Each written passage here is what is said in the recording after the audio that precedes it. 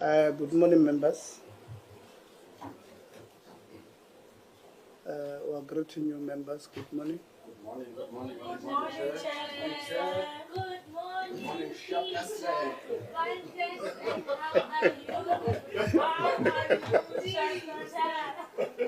I think this thing of not going to crash is a problem. Yeah, no, of course. Good morning, TVET College. Welcome to welcome to Parliament, to the leadership of Ingwe, Council and Management. Good morning, workers at Ingwe, the Student Representative Council with the very nice blazers. The school I went to used to wear green, so you remind me of my high school days. Good morning, DDGs and leadership of the department,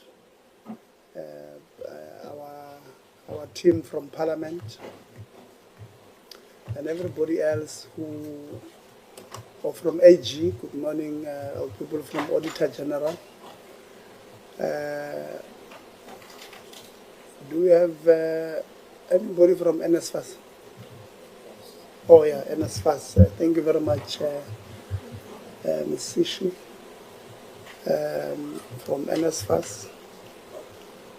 Good morning, everybody. So today we are, it's the 11th of June, 2025. Today, members, marks exactly 11 months since you are deployed by your different political parties to this committee. We convened for the first time on the 11th of July. So next month, a month from now, we are having our first anniversary as this committee. Yeah, so so we're 11 months straight into this committee. Maybe an LMMP, we must do a report next month on the 11th of July, tracking back on what is it that we have done, which institutions we have met, what would have been the recommendations of the committee, then how far did we follow in making sure that the resolutions of the committee were followed to the letter, so that we have a one-year report on the work that we have done. There are people who sometimes, honorable members, criticize our work as the committee. Sometimes they ask us, you have uncovered this, have you arrested these people? Sometimes people think that you have the powers to arrest people, and you sometimes inform them that unfortunately for them in a constitutional democracy, we've got different sections of the constitution that empowers different bodies to do X, Y, and Z. Sometimes they think you are supposed to do the work of SAPS, of arresting people, but we'll get there. So today we're engaging with Ingwe, TVET College, on their governance, administration, and related matters, including teaching and learning. So we're hoping that as we engage with yourselves, we're going to engage on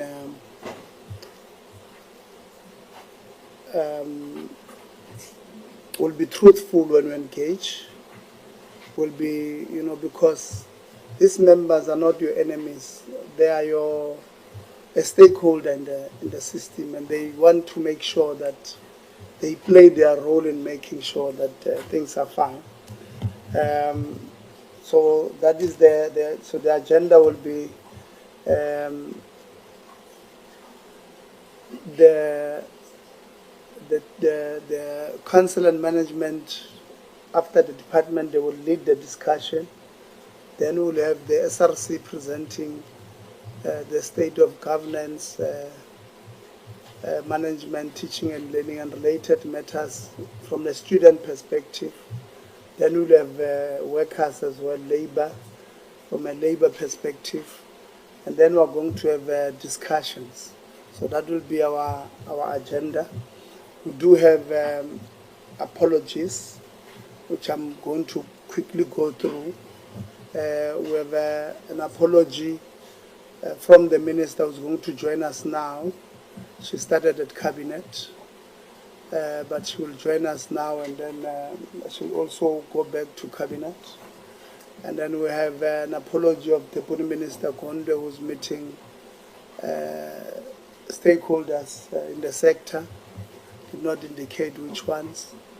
We have an apology from Honorable Lonzi, who will arrive late.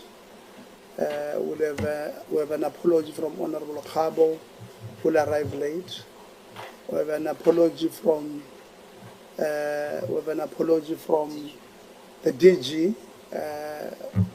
They did not say what is the apology from the DG.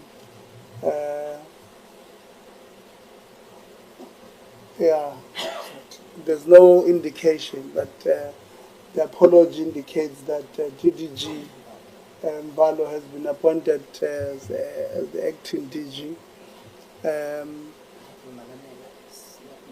And the apology from DM Putimana Mena, who is not well.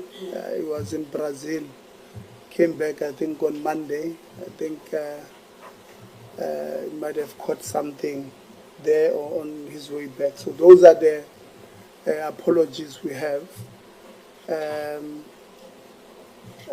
So members, I would then want us to adopt or the apology of Honorable Msezana, who has asked to leave at 12:30. Honorable Khakhaw as well, Honorable Zondo as well, Honorable Maseko as well. What is this thing? Let me see this. Is the P20 Youth Parliament steering committee. So, Mama Maseko, you're also in the Youth Parliament.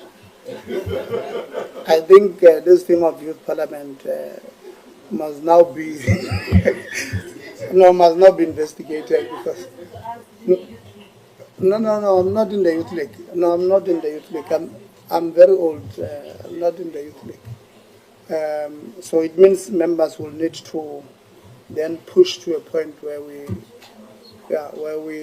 at least those who are in the steering committee of the Youth Parliament will need to leave by 12:30, and we don't want to prejudice them by having discussions after they've left. So that is the agenda, members. Anybody to move for the adoption, Khakhaw? Thank you, Chairperson. Just quickly before we move for the adoption of the agenda, I'm just clearing house quickly. We have given Minister Ngabane a deadline of today to submit. End of business today. Is it end of business? Yeah. So are you confirming that we haven't received anything No. yet? No, Okay. end of business today. The deadline has not arrived. All right, okay, that's fine. So can I request, Chairperson, that it's end of business today, but the minister is going to be here later on. So if the minister is still in the house by the time we conclude our conversation with the institution before us, would you afford us an opportunity to engage the minister on her submission? That's just On the my submission? request. On her No, submission. we've given her until end of business. Okay. So to then ambush her when the deadline is not closed, it's not fair. So let's be fair. We've given her, we've written to her, and we said by close of business on Wednesday, the 11th of June, 2025. Minister, we want you to send us this. No, close of business is close of business, which is 5 o'clock. The reason I'm asking, Chair, and I fully respect your submission, you would note that there's no other meeting on this week's agenda of this portfolio committee.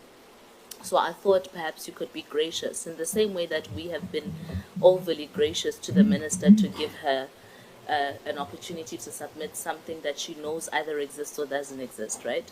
So I'm asking just that we consider that we conclude on the business of today. In any case, if Minister Nkabane is going to meet the deadline by the end of business today, she will certainly sitting here know what that response that she's going to give to you is. So to help be proactive in our engagements, given that we don't have a meeting coming up at the end of the week, we don't have to wait until next week Wednesday for us to deliberate on Nkabane's responses. That if she's here, that she's be given an opportunity to, verbalize her submission. That's just a consideration that I think we should do. Yeah, the team might be talking about proactive. I appreciate that part, but we must be seen to be fair. I don't want us to be accused of ambushing people. So let's respect that we have written, and then she's given until close of business. If she decides to tell us, it's okay. But let's not ambush people, because we will be accused tomorrow. Honorable Mr. Zan. Honorable Khakhaw has moved for the adoption of the agenda. Yeah. No, Chair, I don't want to be accused of chewing.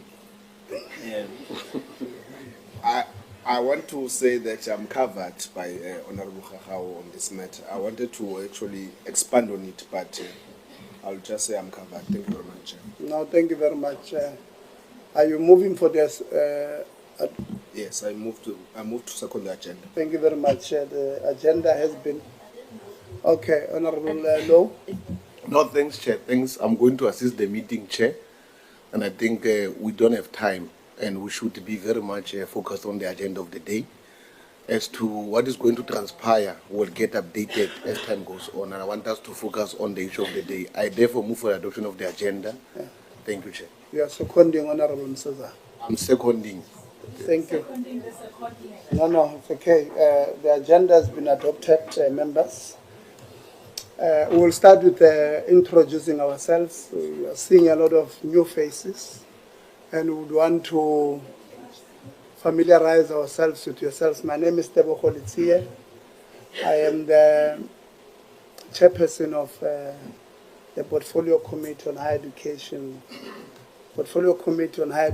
and Training. So I'm going to give Anele, and then we'll start here.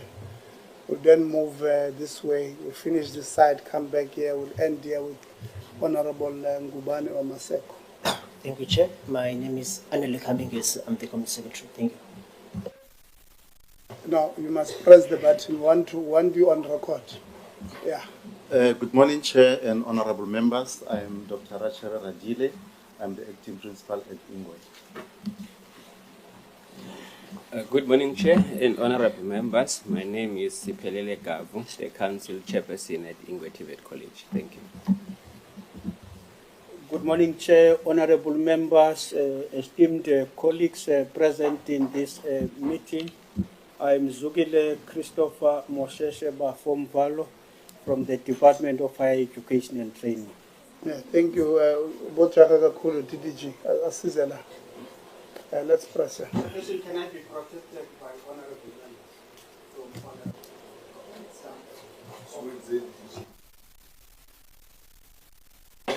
TDG, don't worry. If you want to be protected, you will give them reasons for me to protect you from them. Don't provoke them. Let's go.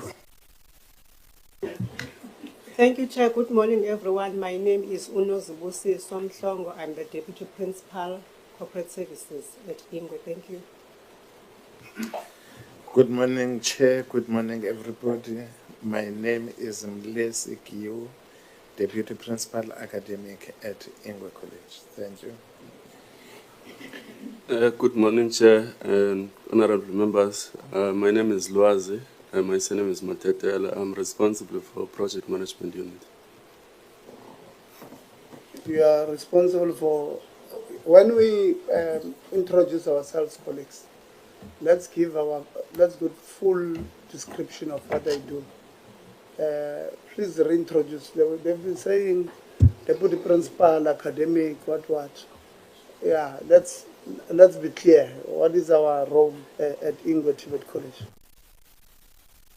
Okay, thank you, Chair. I am the manager. I'm the project manager. I'm the manager responsible for project management unit.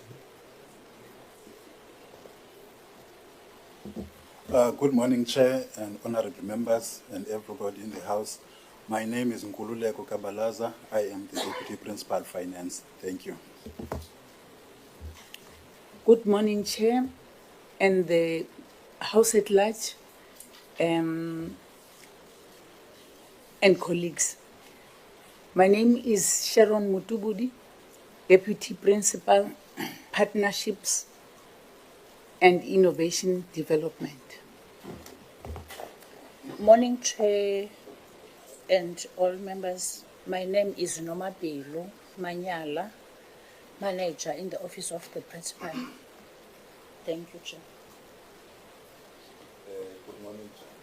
Good morning, Chair. My name is Totos Kendran. I'm a chairperson of NEHAW at Ingwe TVET College. Thank you. All right, before I stream the mic, please switch off the mic. Yeah. Okay. Let me. Oh. Good morning. Chair. Okay. You're fine. Good morning, Chair and honorable members. My name is Andile Sibanda. I'm a lecturer at Ingwe TVET College. I represent SATU. Thank you. Good morning, Chair. I'm Lungile Ngogodyo. I'm a lecturer. I'm representing PSA. Thank you.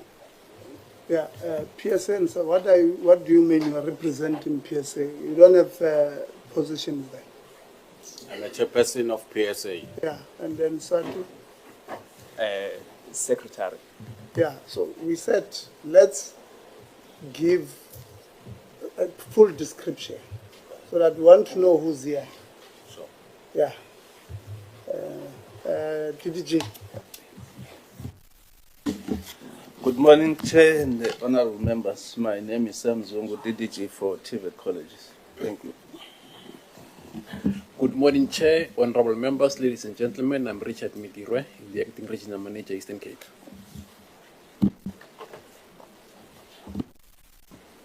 Good morning, Chair and the House at large. My name is Khotsifalang Tamo. I'm from Ingwe. I'm the Secretary General. Thank you. Good morning, Chair. Hold on, SG. I think we did not hear you. Let's get closer to the mic and speak a bit louder. Good morning, Chair and the House at large. My name is Khotsifalang Tamo. I'm from Ingwe TVET College. I'm the General Secretary. Greetings, sir. I greet you all in the House. I'm Kenyana Tembelishe. I'm the President of Ingwe College.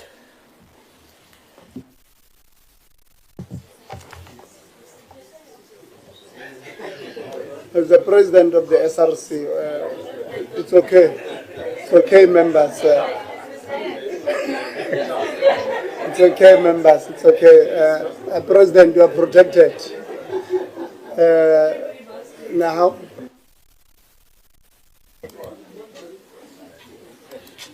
Good morning, Chair and the House at large. I am Tsikizwaman Tomati, the Secretary of NEHAW.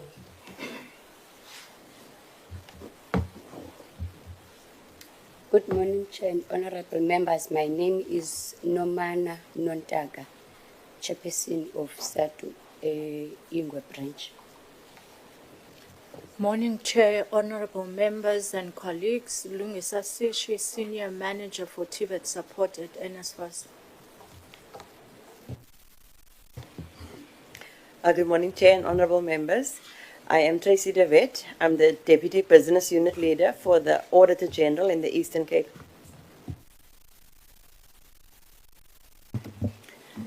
Good morning, Chair and honorable members, as well as the colleagues in the House. My name is Feziwe Dazanambegi. I'm the Senior Manager in the Office of the Auditor General, was responsible for Ingwe TVET. Thank you. Chairperson, honourable members, good morning. Thank you very much for the opportunity. My name is Dr. Leslie Corey. I'm a social worker by profession and I attend in my private capacity. Thank you, Chairperson. Good morning to yourself, honourable members and colleagues. My name is Poga Zigana. I'm the ANC Caucus Researcher. Thank you.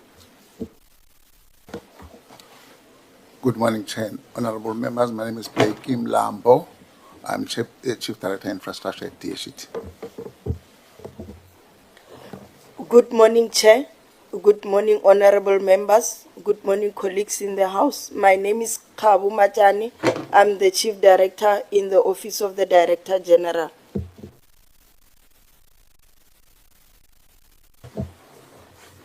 Good morning, Chair and honourable members. My name is Putumelo Muilwa, Office Manager in the Minister.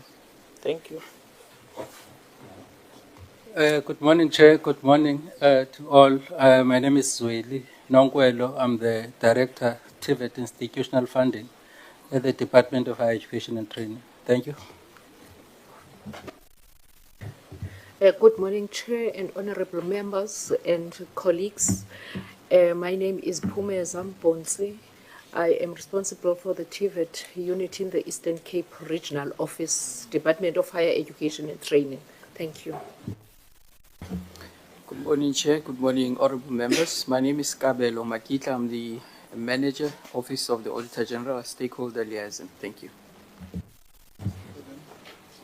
Chairperson, honourable members and colleagues, good morning to you. My name is Ntombi Zetusbisi, Parliament Liaison, Office of the Minister, Department of Higher Education and Training. Thank you. Good morning, Chair, members and delegation. Agnetha Arendse, the researcher for this committee. Thank you.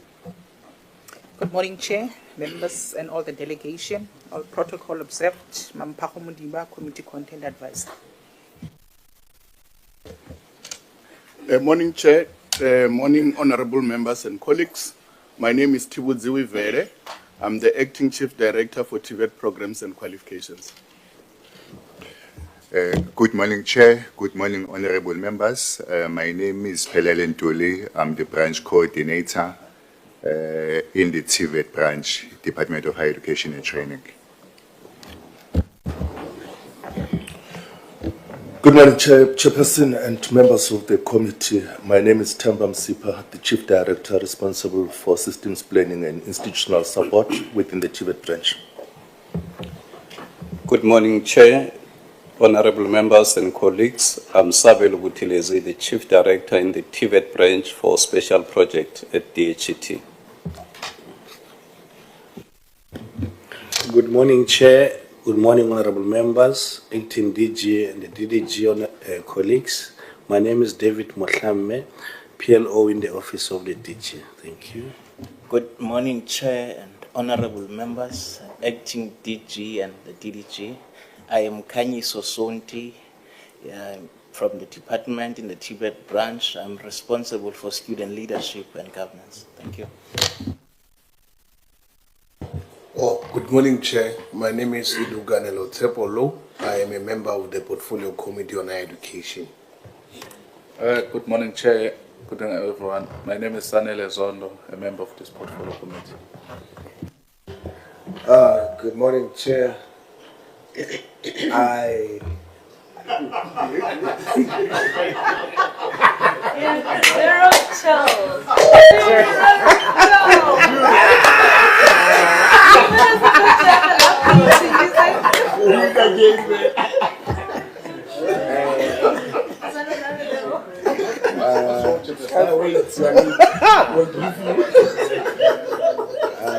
Honourable Sons.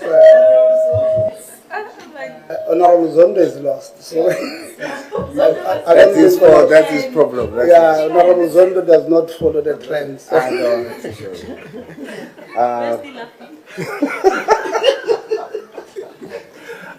Good morning, everyone. My name is Ashley Koike, the first Salt, and I've been deployed by the Patriotic Alliance to serve all South Africans. And I'm a member, full member of this committee. And I'll be doing introspection here today.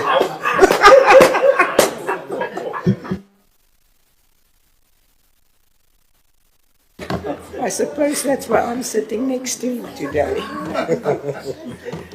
As chairperson, I just thought on Nelly, when he introduced himself, he would say, I'm a Nelly, the only comrades runner and completed runner-off.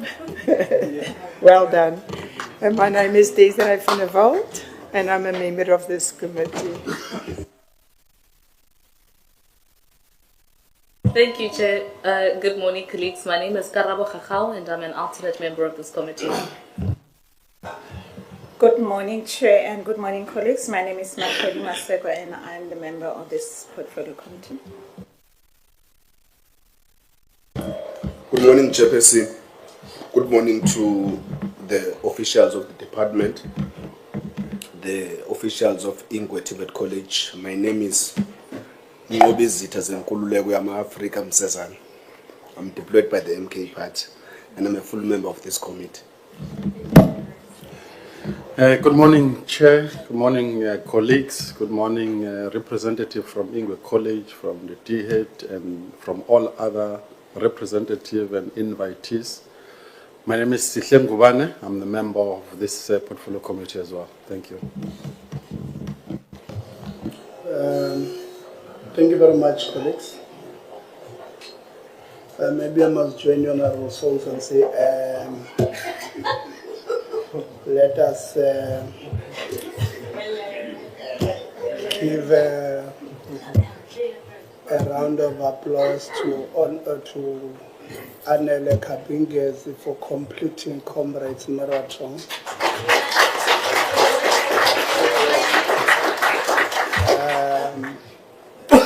He completed Comrade Marathon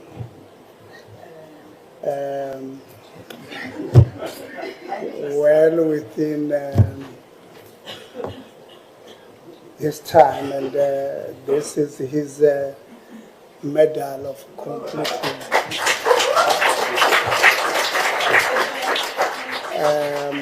He did very well. Yeah, so congratulations to the committee secretary, Anela. He's very fit. You know, he was running for all of us in that Comrade Marathon. I would have wanted to go run this year, but because he said he was running, we're not sure if we all ran, if we're going to have this meeting. I thought he was not going to be here. So congratulations, Anele, and congratulations to all those who ran, all those who completed. No, all of the best. I will, if people want to join Comrades Marathon, we will go support you. Some of us, we know our weaknesses, our limitations. We're not going to join. Those who want to join, we will come support you. We will, because it will be 2026, few months before elections, we will ask you, all of you from the DA, from MK, to go run. We will go support you. We'll give you all the support we want. And if anything happens to you, all the best, or it will be hard luck. If anything bad happens to you, we will support you. Even your families will support them when they bury you. That's on a lighter note. So we're going to give the acting DG. I was hoping that it's not ours. Ours, if it was ours, the red thing there would have would be. No, it's probably next door. If it's ours, we'll go check. We'll get somebody to go check. But yeah, let's proceed. You know, I was telling members from Ingwe. I think Ingwe came prepared today. You know, the first thing is that Our members, some of our members were late. Ourselves, even myself, I woke up and I slept again. I think there's something Ingwe is bringing today, which is very strong. It's Ingwe nizenenya namhlanje. So now there's an alarm here that's when we're about to start with you. I don't know what you would have said to them, DDG, Zungu. I don't know Tenugu so. There's something you might have said to them, but I think they came prepared. So yeah, DDG, please lead the presentation. After that, I'm going to give the chair of council to introduce, and then acting principal will take us through. Thank you. It's not.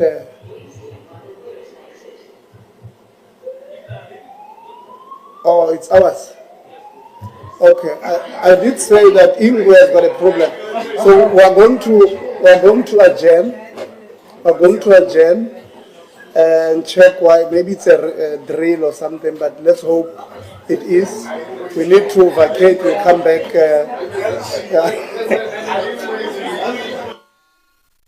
Ingwe, we had a slight disruption that has taken about 35 minutes of our time.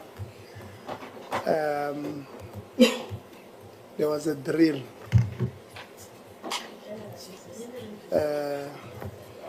That disrupted us. The funny part here, members, is that when we're coming to work, we're actually talking that, hey, you know, Ingwe, there's a lot of problems. Bafaka band. You know, we're saying, strangely today, you know, we're tired.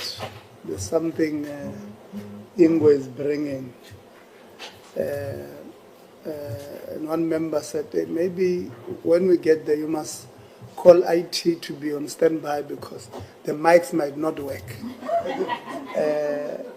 And I thought a member is exaggerating, but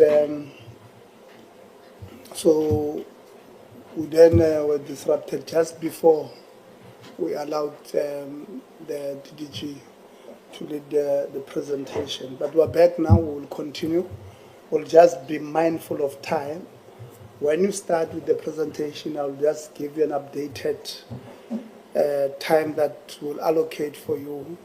You'll note that we have already gone through the presentations from yourself. So when you present, bear that in mind.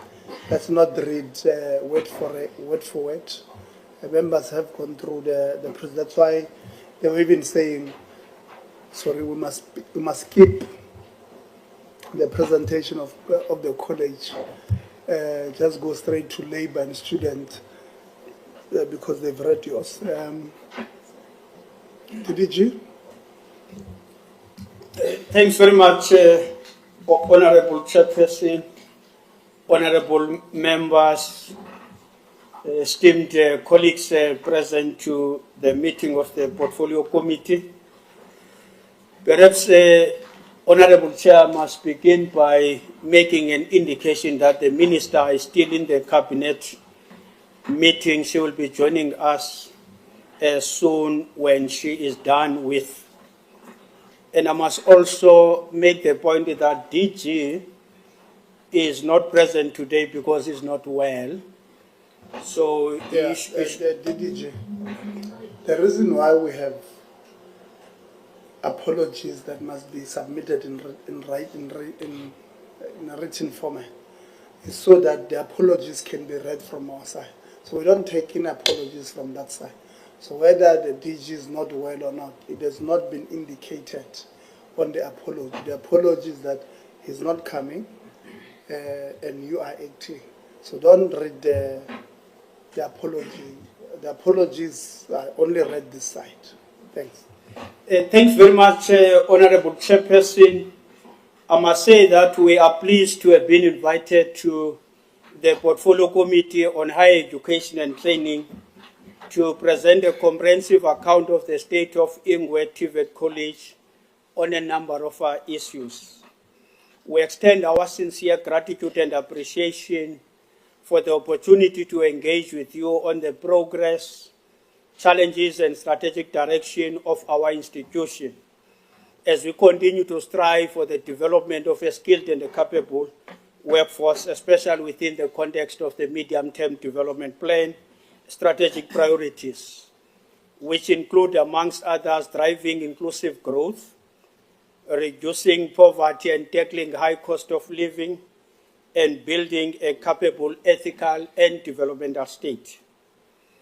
Ingwe TVET College is strategically located in the Eastern Cape across 3 rural district municipalities, which is Alfred Nzo, Joe Gabi, and OR Tambo, with 5 campuses. You'll also see, Chairperson and the honorable members in the presentation, that the college is doing well in terms of partnerships, especially with the industry, as you know that this is critical in those areas whereby it's required for young people or students to complete their qualifications. I must also indicate that the college is doing well in terms of engineering studies, which are quite very critical for our economic growth as the country. And we know that engineering studies are also part of occupations in high demand in our country, as well as critical skills which we so require. Our presentation then, therefore, Chairperson and honorable members, will be covering key thematic areas, including governance, administration, academic performance, student support, financial management, safety and security, as well as strategic partnerships. The presentation obviously will be led by the chairperson together with the acting principal. As we have already introduced ourselves earlier, chairperson and esteemed members of the committee, we do have as well the entire management team, both within the college as well as within the TVET branch in the Department of Higher Education and Training. Once again, thanks very much, esteemed Chair and honorable members of the Portfolio Committee. I will hand it back to you, Chair. Thank you very much, Acting DG, Chairperson of Council. Thank you so much, Honorable Chair. It is our privilege that we come before this committee because we recognize its role as an oversight body to strengthen the governance. We are going to present, our presentation is going to be in detail led by the acting principal, Dr. Radile. We are going to focus on the areas within which the committee has requested us to prepare a report on. In the interest of time, Chair, I would not now read the entire opening that I've prepared because some of the issues the DDG has already highlighted as to what would be our report entails. Then the principal will then take us into detail. I will now hand over to Dr. Radile to take the members through the presentation that we have prepared. Thank you, Chair.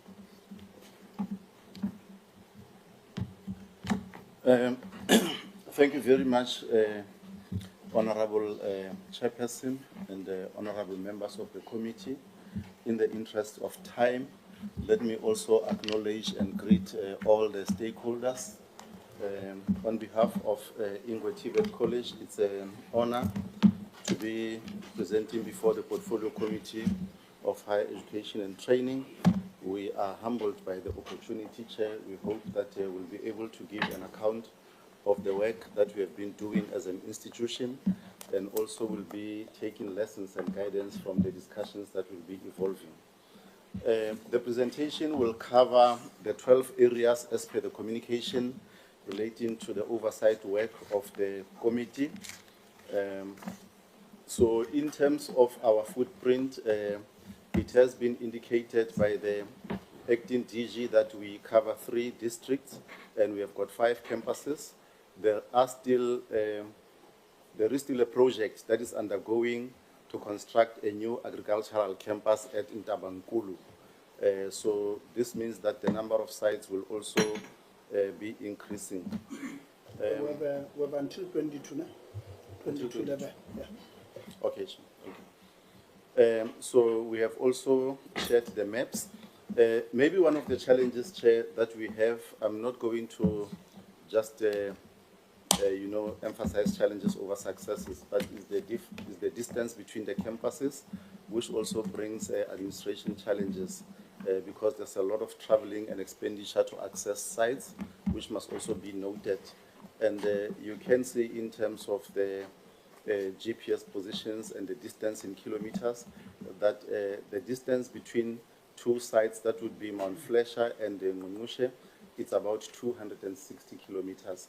So those are some of the issues that brings a challenge in terms of operations of the institution. I'll skip the values, the mission and the vision. We've got the College Council in terms of the subcommittees that are operational. So what Ingwe has done was to introduce over and above the prescribed subcommittees of council. There is a subcommittee related to innovation and investment, as well as a specific subcommittee related to student support services. In terms of the state of governance, there is only 1 vacancy that resulted from the resignation of a member. So we are still waiting for the Office of the Minister to appoint a replacement member to ensure that the council is fully constituted. At this point, council is operating at 94% capacity. In terms of student governance, the SRC is fully constituted. There is a central SRC which is responsible for all affairs of the college, and then there are SRCs that are campus-based. The numbers are indicated. The central one has got 10 members, and the campus SRCs also has got 10 members for these 5 campuses, and all of them are functional. In terms of the staff establishment, which emanates from the organizational structure that has been approved, the college is allocated 419 posts on PERSAL, but at this point, the college has been able to fill only 328. So issues of vacant posts relate to the availability of funding.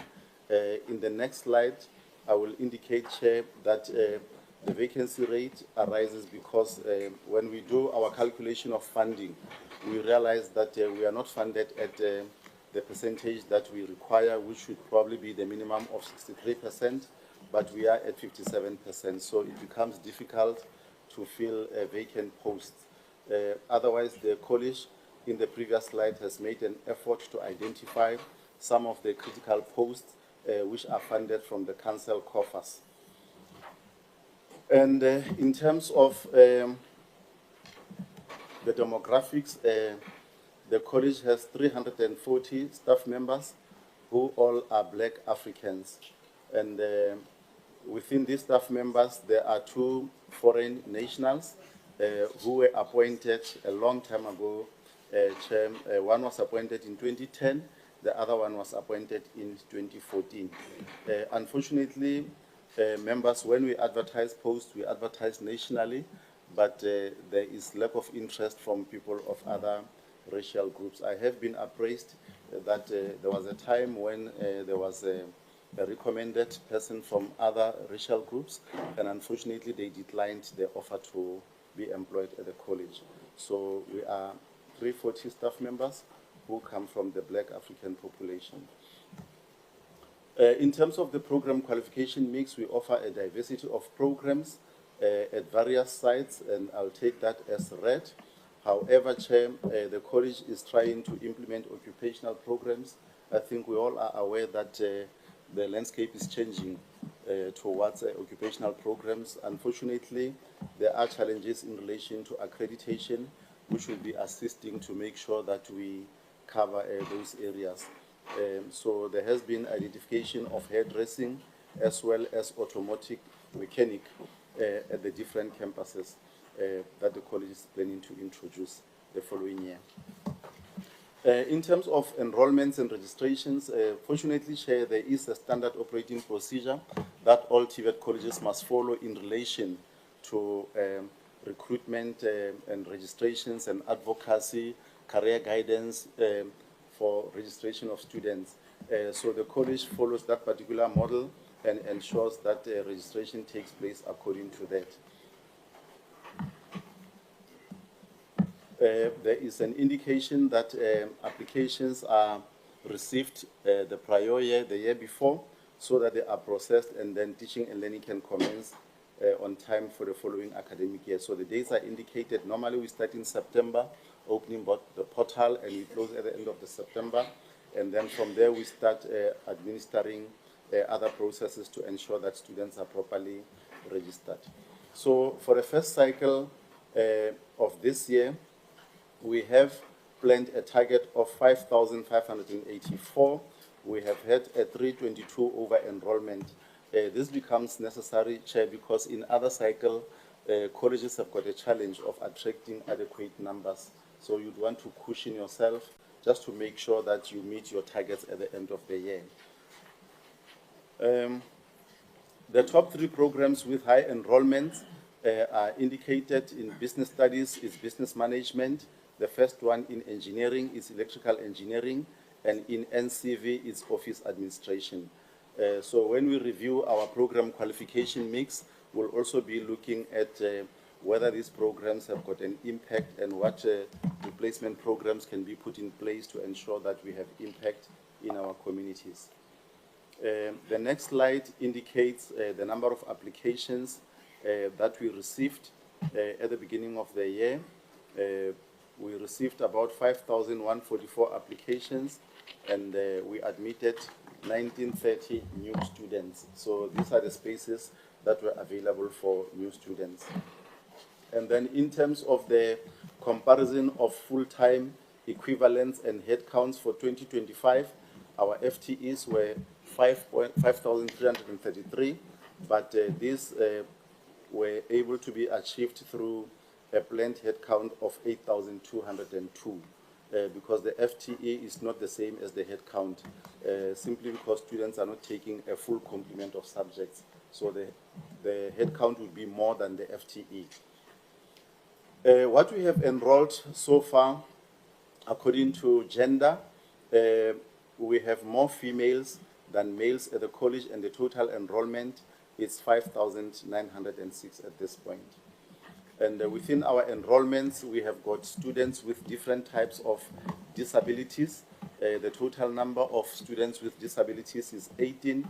We do have challenges with access, as we have indicated in the second paragraph, that all permanent structures are accessible except for what are called park homes. Is the language that is normally used in the area, which we normally would refer to as mobile classes. So these are quite a challenge to access, but it's something that the college will be looking into to ensure that there's access through all the facilities of the college.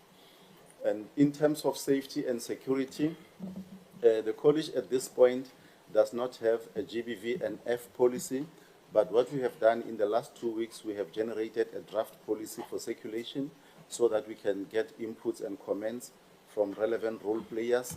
And once council begins to engage on the process of approving policies, this is one of the policies that will be approved. We do, however, Chair, also want to indicate that in terms of security, the campuses are properly fenced. There's a security company that manages access control. There are cameras that are installed.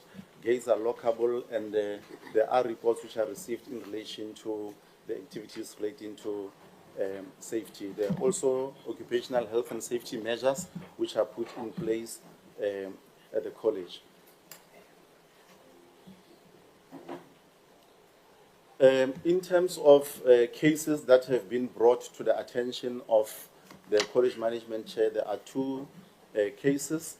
The first one is the sexual harassment case, which is in the court of law, but there are also internal disciplinary processes that are taking place to try and resolve this matter. Also, there have been allegations from students that were reported regarding lecturers applying corporal punishment. Unfortunately, upon investigations, no additional information could be provided to enable the management of the college to attend to these matters. It has also been brought to our attention, Chair, that when the SRC was compiling their report, they also highlighted that there could be other instances of harassment, but from our side, we have not registered a formal complaint or received any document except for the fact that our official who was working with the SRC indicated that these were the discussions that were taking place. But on that matter, we have already requested the Labour Relations Office to advise us in terms of the process that we can follow to investigate those matters and attend to those serious matters.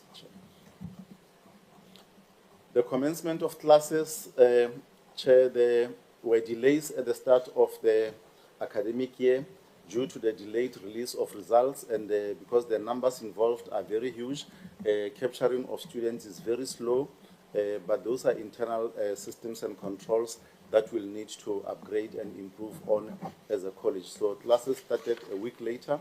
On the 20th, they were supposed to start on the 13th of January. Availability of lecturers to deliver teaching and learning. The college has got lecturers to deliver teaching and learning, and the 11 additional lecturers were employed for a 12-month period to ensure that teaching and learning is not compromised.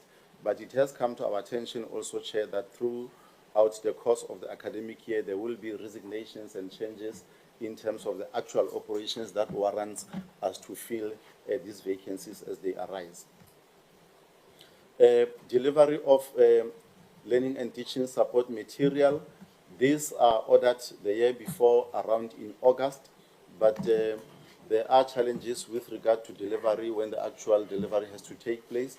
But what the college has done, they have put in place a panel of suppliers to ensure that they mitigate this matter. It is a challenge also that needs the college to look into. PPE also, Chair, for primary agriculture is highlighted. They have been given PPE for engineering, but the college is in the process of sourcing appropriate PPE that relates to primary agriculture. In terms of academic performance, the college is doing extremely well. From 2022, the average pass percentage on students who wrote is 84%, even on those who enrolled, Chair, indicating that the majority of students do not drop out, they make it to the final examination. It's 77%, which is a very, very good performance. And the certification rate on average is 45%. And then in 2023, it was 81%, the pass percentage on students who wrote, with a certification rate of 64%. And then in the previous academic year, it was 81%, with an improvement of 70% on the certification of students. We also wish to indicate, Chair, that there are very few number of students who have dropped out. The total for the 3 years been 318. And although it's a low number, but it's still a matter of concern, because we would want to leave no one behind and make sure that everyone who registers with us is having an opportunity to complete their studies. And I'm sure going forward, as a college, we'll put systems in place to find out the exact reasons why we had these students dropping out, so that we can close the gaps. In terms of the throughput rates for NCV, the college is on average between 8 and 10%, with 2024 being at 12%. We have also put a slide, Chair. It's not a justification, just to indicate the national trends in terms of certification rates.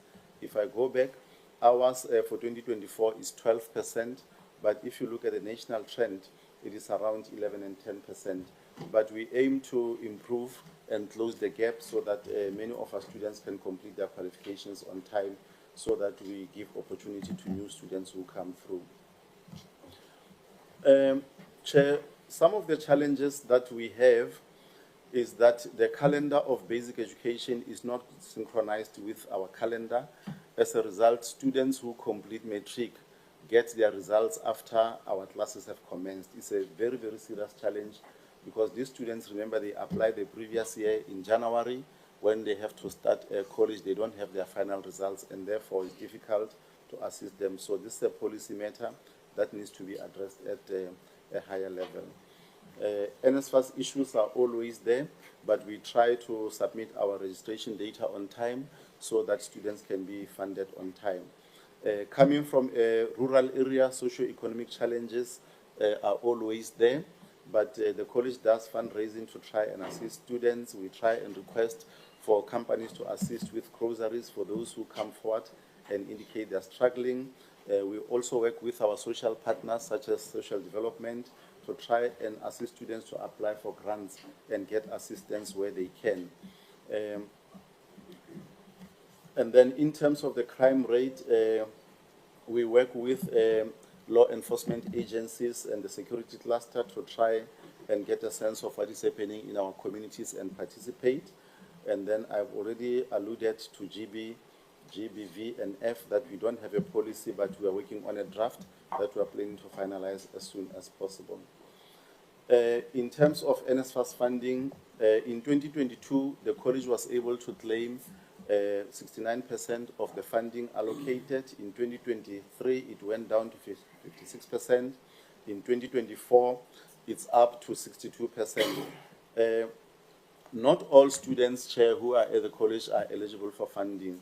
Some of them have to pay for themselves, and this is what the problem is with regard to claiming some of the money. Although some might be related to students not performing well, but in terms of the performance of the college, we expect that those who have progressed, who have passed, should be able to apply for funding and get assistance that they need to be able to continue their studies.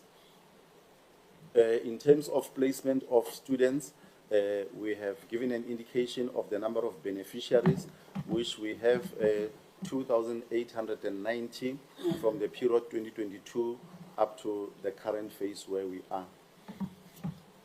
One of the issues that we have as a challenge from the side of the college is student accommodation. There is only one campus that has a student hostel with a capacity of 60 beds. But the challenge here, Chair, is that students would prefer to stay in private accommodation because they get the money to be paid to themselves, and they compare the private accommodation with what we have at the college. So as a result, the beds at the college accommodation are not fully occupied, but we are investigating and looking at opportunities and the possibilities of improving our student accommodation and hostel so that it can be attractive to students and also expand to other sites as well. In terms of the college finances, the college has received a clean audit for the previous cycle. There were no material findings in relation to the financial outcome and the management of finances at the college, and we really want to commend and appreciate the college in relation to that. And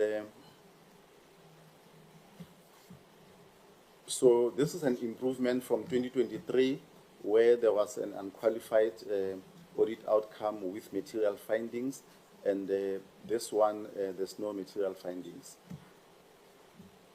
The capital allocation indicates the monies that we have received in relation to building a new campus, in fact, in relation to improvements at Ngqongqoshe.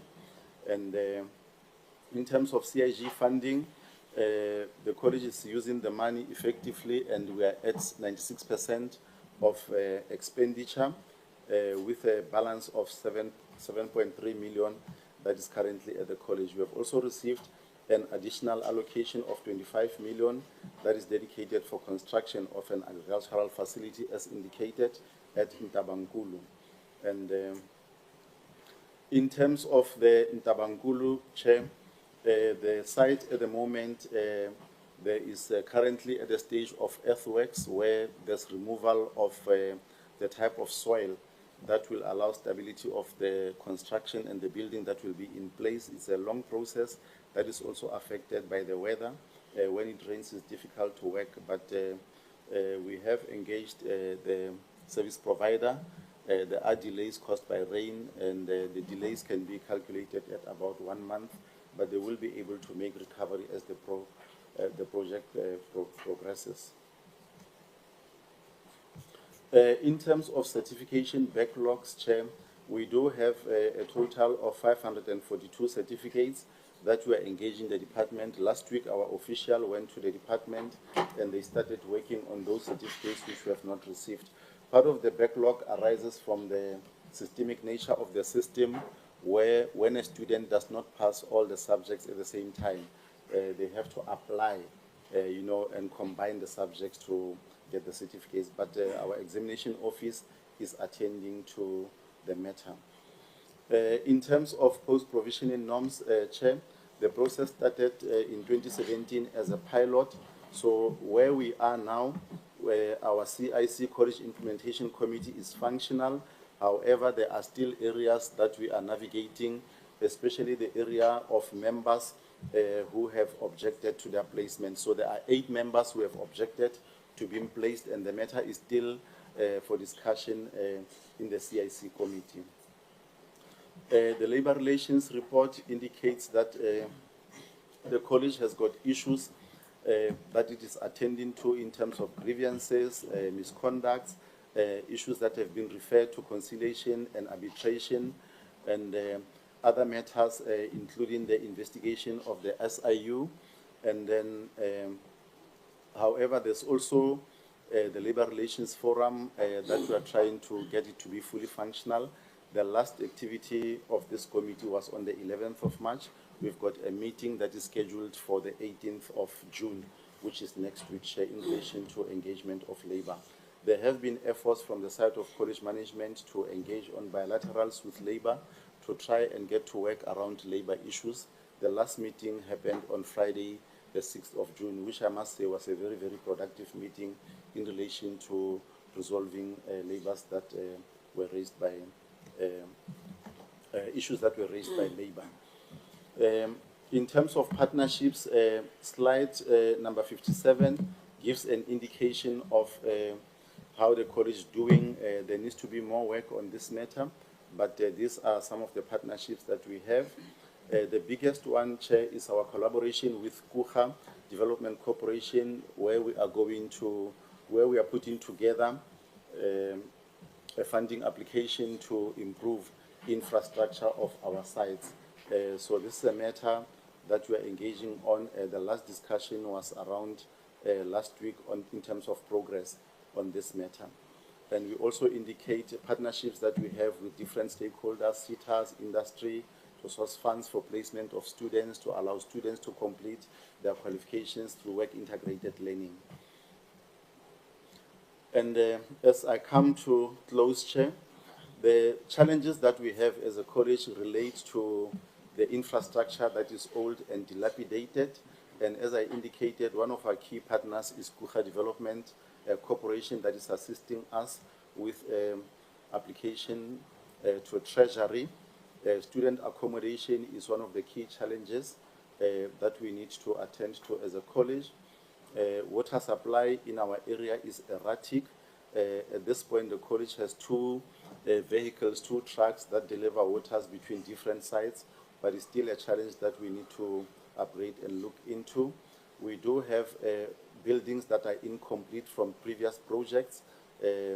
Funds have been made available for completion of these workshops, which were not previously completed, at a cost of 56 million.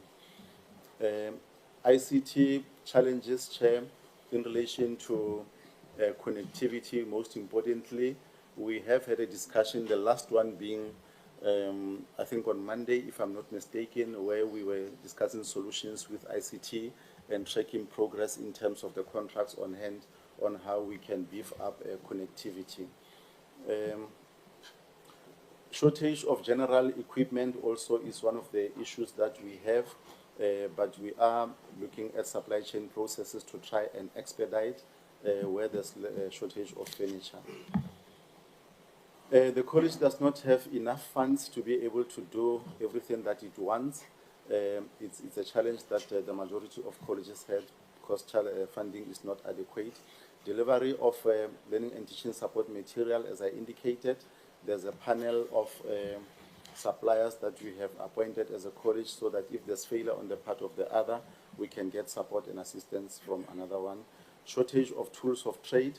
Lecturers have been complaining about lack of laptops to be able to do their work. This is the challenge with regard to funding that we have.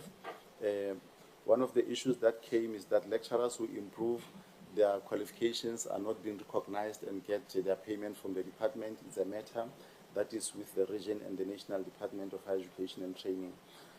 In closing, Chair, let me indicate that it's not bleak and it's not doomed. There are obviously things that we can highlight as things that gives hope to the functionality of the institution.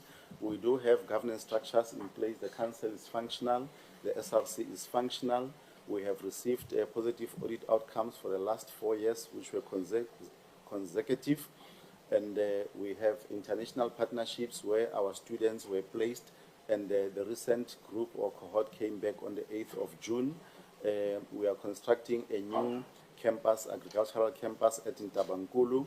We are having an MOU with KUHA, which is assisting us to apply for funding and establish a public-private partnership. The college is also participating in COSAXA, although there is an improvement that needs to be registered there. The professional development of staff is one key area. The number of graduates are increasing every year, and the students participating in WELL skills competitions, and we are performing well in engineering studies despite being a rural college. So these are some of the highlights and the take-homes that we can really highlight as an institution.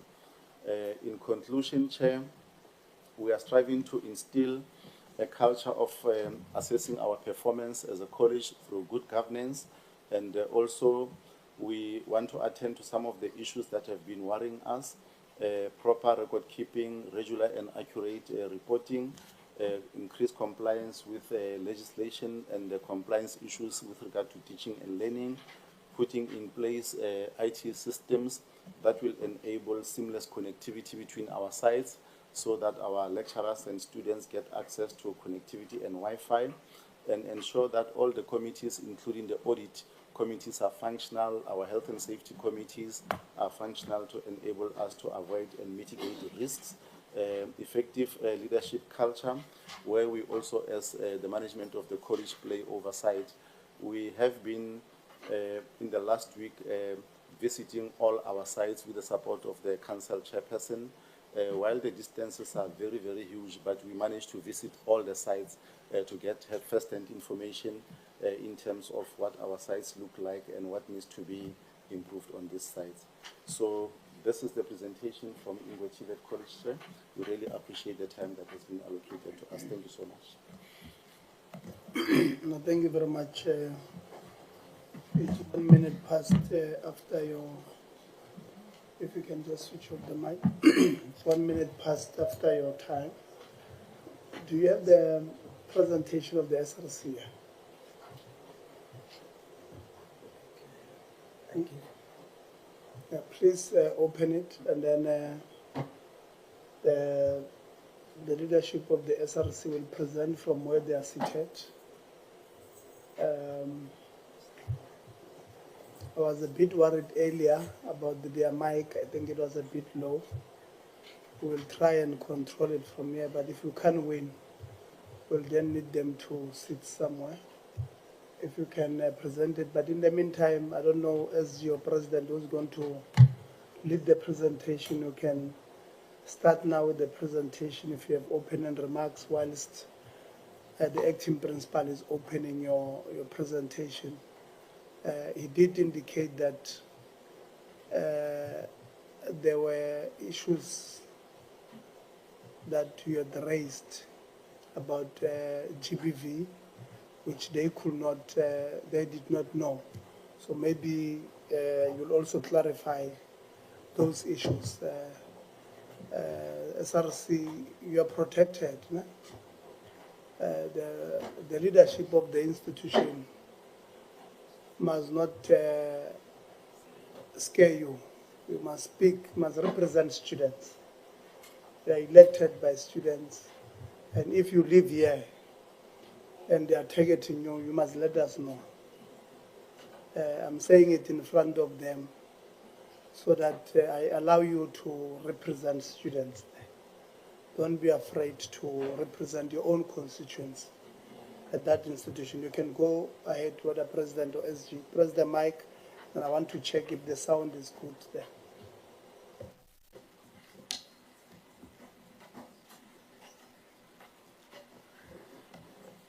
SRC presentation to the Portfolio Committee.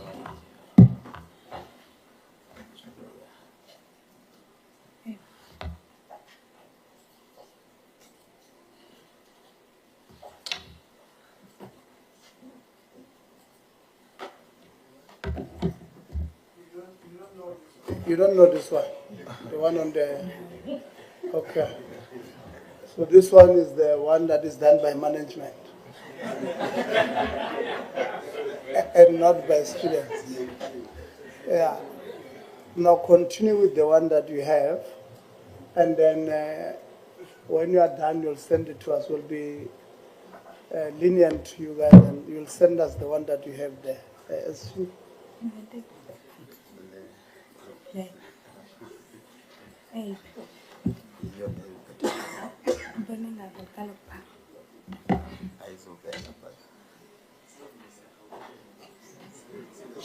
Should I proceed, Chair? This one. Thank you.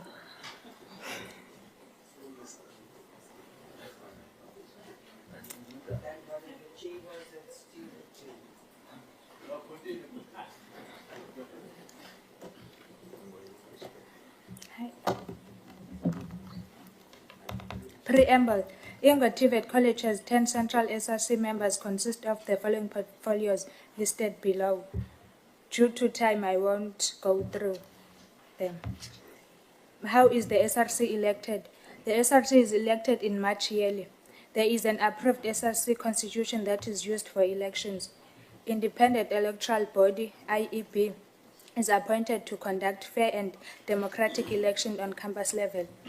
Campus SRC members meet in a central venue to elect central SRC that form part in the college governance structure. How are registrations done? College applications are done online.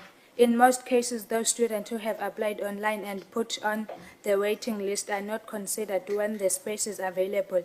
Instead, walk-ins are being considered. Unsuccessful applicants are not notified.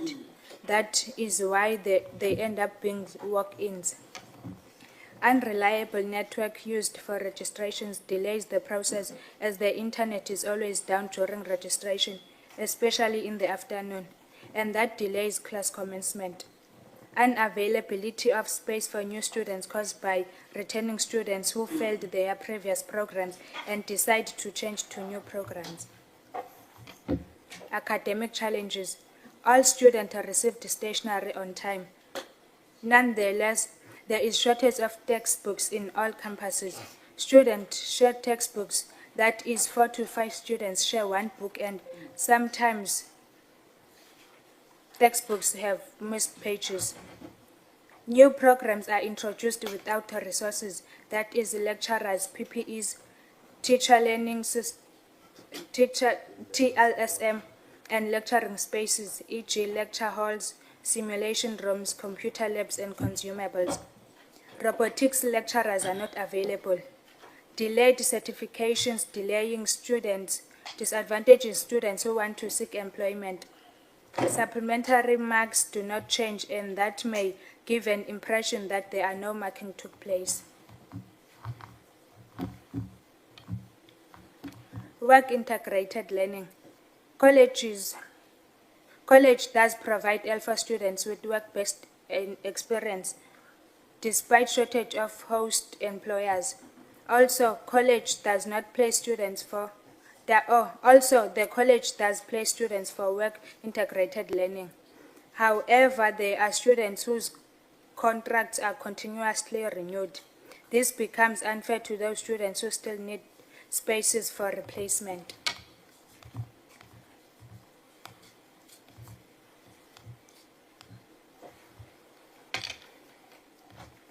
infrastructure, lack of accessible permanent lecture halls. The college has a lot of temporary structures who have been there for more than 5 years.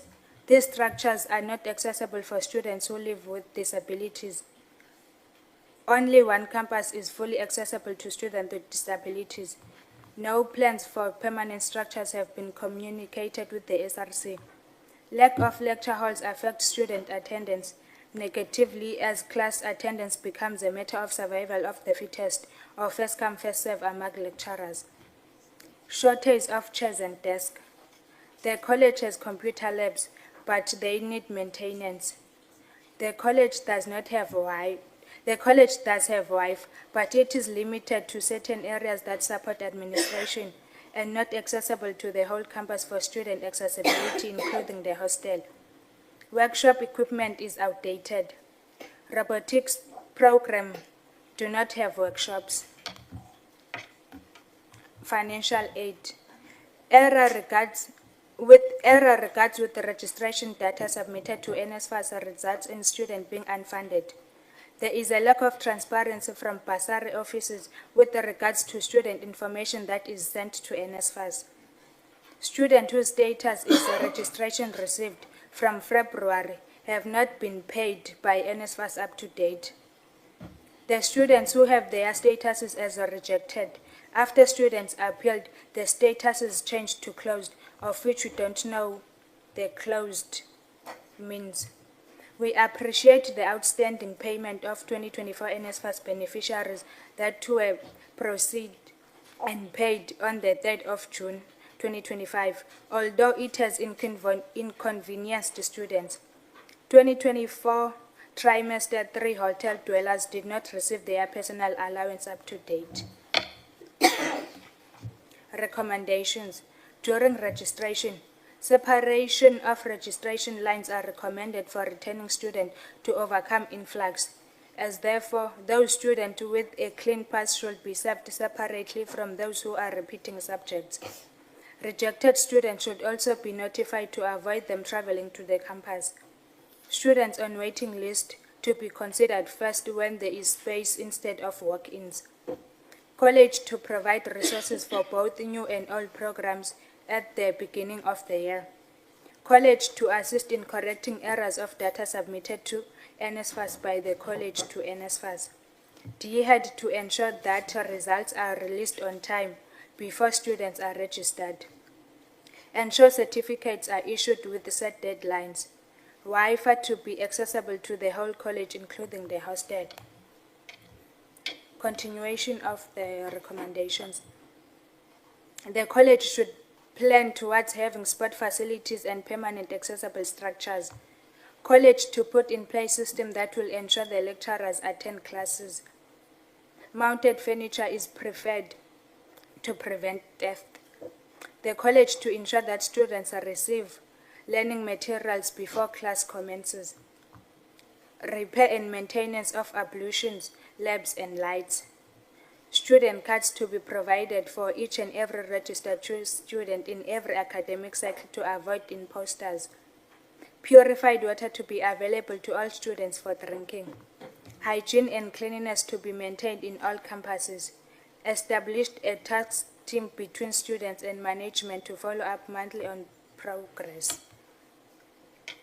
In closing, we are not asking for favors, just for fair access to education, dignity and accountability. Thank you. Thank you very much. I'm going to hand over to the labor, and also you do have 15 minutes.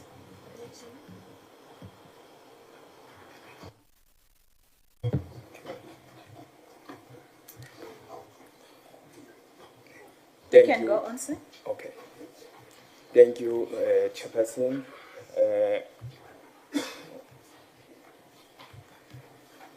Organized labor, in coordination with its constituencies, led a data collection process within our institution. During this effort, we noticed that Mount Fletcher campus and the HR unit disproportionately shaped the outcome, potentially overshadowing other areas.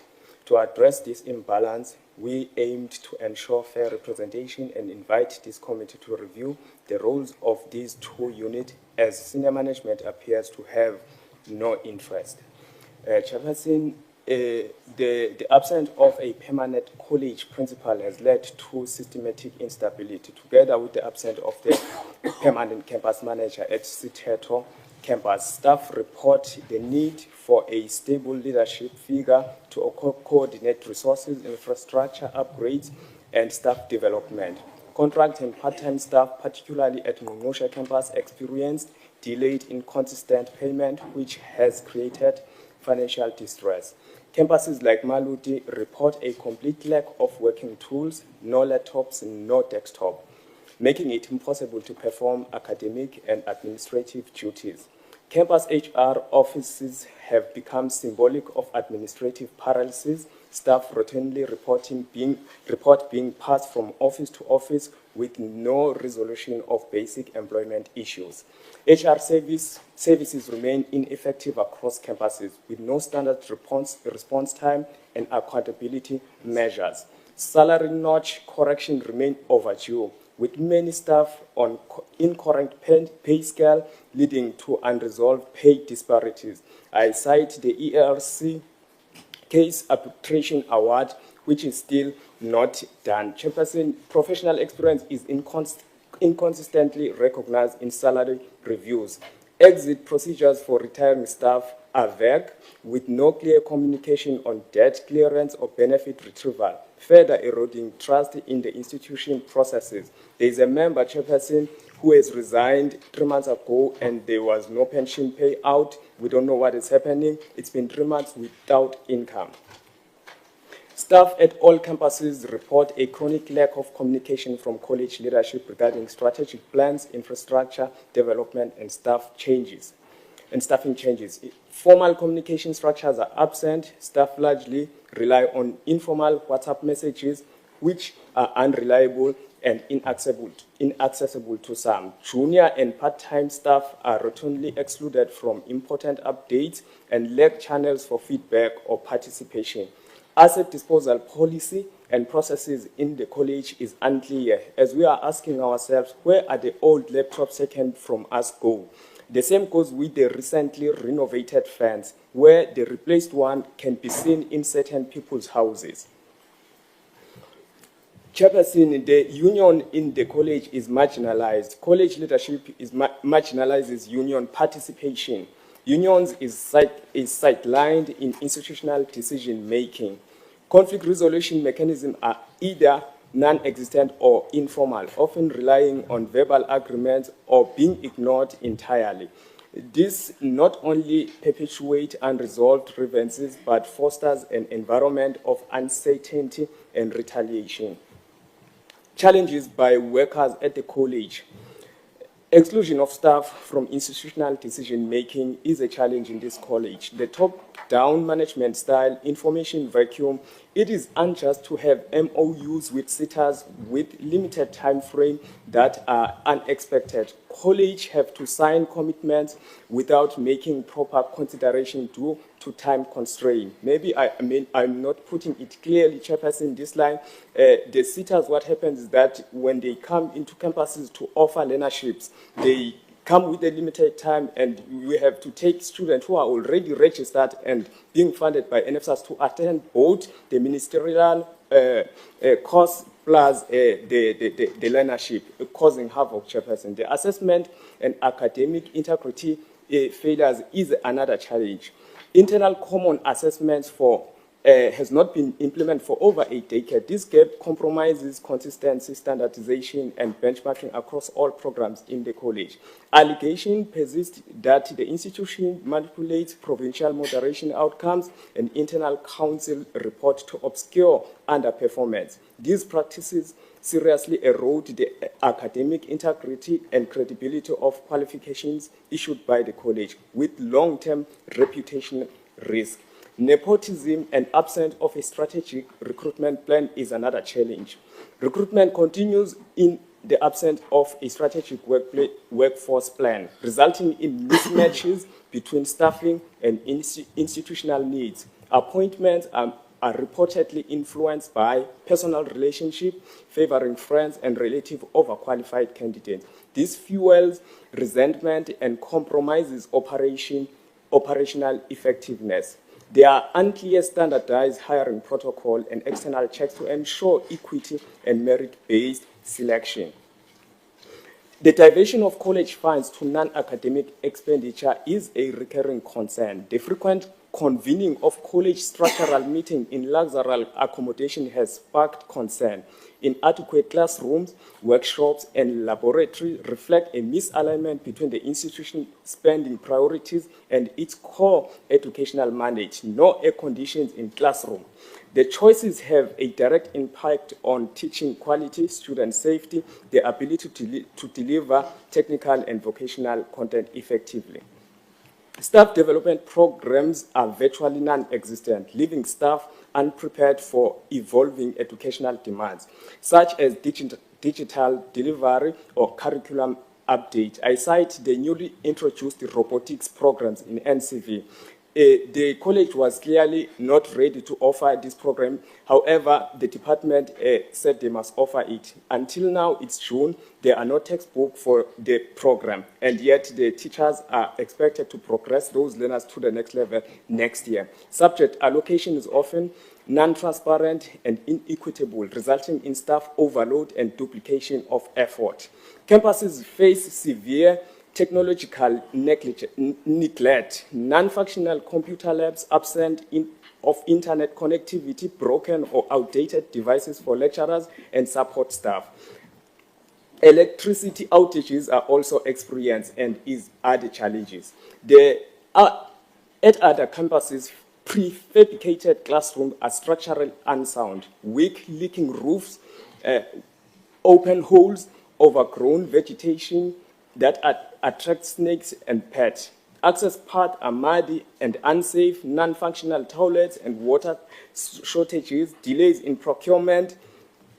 The recommendation are that, Chairperson, the college should revive the HR unit by filling all vacant positions that are required, address the matter of employees who have resigned or retired, address the issue of qualification improvement, appoint the permanent college principal and Siteto campus manager, create campus-based leadership structure, engage the union as a strategic partner, improve internal communication and transparency, establish a fair and transparent dispute resolution system, restore academic integrity and internal quality assurance, reform recruitment and staffing practices, prioritize infrastructure development and campus safety, strengthen technological capacity and resource access, build a comprehensive employee development plan.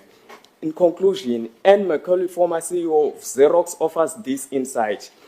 Open quote, employees who believe that management is concerned about them as a whole person, not just an employee, are more productive, more satisfied, more fulfilled. Satisfied employees mean satisfied customers, which leads to profitability, close quote. Thank you.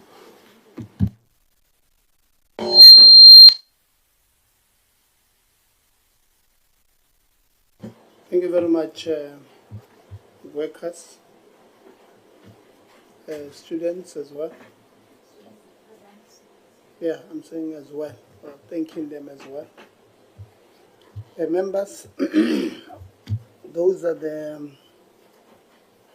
presentations. How many are we?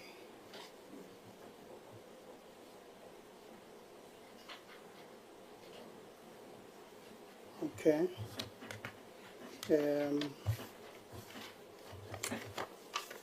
So we'll start with these ones who must go to these young ones who must go to these young ones. Yeah. Mr. Zane will be number 1, Honorable. Honorable Khakao will be number 2. Honorable Zondo, you'll be number 3. Honorable Khabo, You'll be number 4. Van der Veld, Honorable. You'll be number 5. Ngubane, Honorable. You'll be number 6. Souls, number 7, Honorable.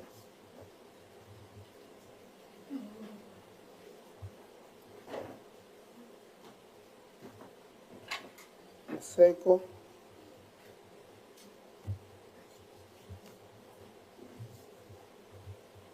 Honorable Law,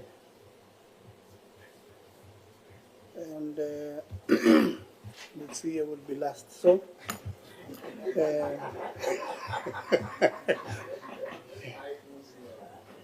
I don't mind starting, but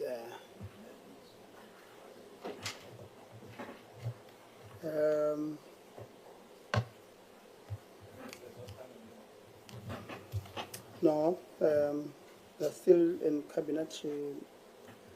I could not get her on the phone. I went outside there to try and get her so that by the time we engage, we have an indication. So we'll have 9 minutes, members, each. We lost a lot of time to the drill. I think whatever Ingwe wanted, Ingwe is getting. Honorable Msezana, your 9 minutes starts now. Well, thank you very much, Chairperson. Siyabonga kuIngwe for the presentation, the students and labor. I'll try to be very precise, and I also hope that I'll get precise responses. But maybe before I start my questions, I would really want to first understand the responsibility of the Deputy Vice Principal of Innovation, I believe, and Investment. What is the role of that particular office? And can the Deputy Vice Principal also share the innovative or innovation strategy and its impact, perhaps, just to highlight its impact on the lives of the students socially and the educational aspects of students? Deputy Vice Chancellor, Deputy Principal. Principal, I mean, you, Deputy Principal of Innovation and Investment.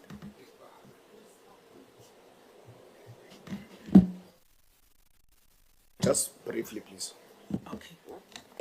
The innovation and investment, it's we call it. We used to call it donor committee.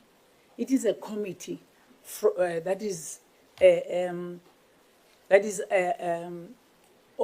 that helps us to get donations, that helps us to get funding for the institution, to rake funding outside of the institution. It is a committee. I am the principal, the deputy principal, a partnership and innovation development. So this is the committee to assist us to rake some funding into the institution. No, thank you very much, Deputy Vice Principal. Apologies, we used to interacting with universities. Thank you very much, Deputy Vice Principal. Chairperson of Council and Acting Principal, I'm confused. Maybe it's my little understanding of English, of what is the meaning of innovation. And it's separate from investment and donation. So maybe if you could just come in there to assist the Deputy Principal, because that response is not sitting well with me. Thank you very much, Honorable Member. The background to this post briefly is that previously colleges had a Deputy Principal registration services. So during the finalization of the structure, colleges had to choose between continuing with registration or putting innovation as one of the deputy principals. So Ingwe has chosen innovation.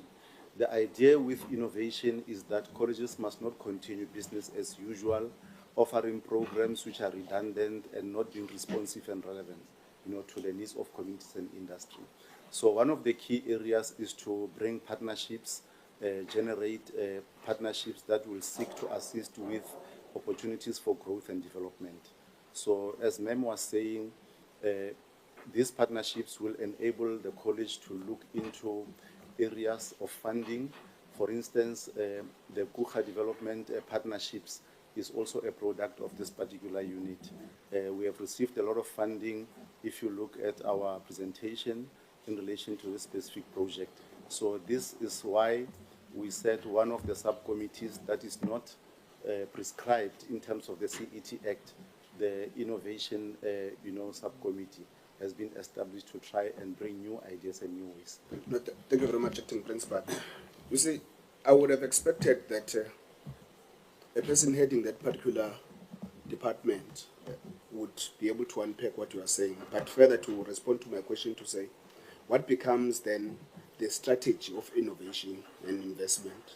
I understand the background, but what is the strategy and what is its impact in the innovation part of it?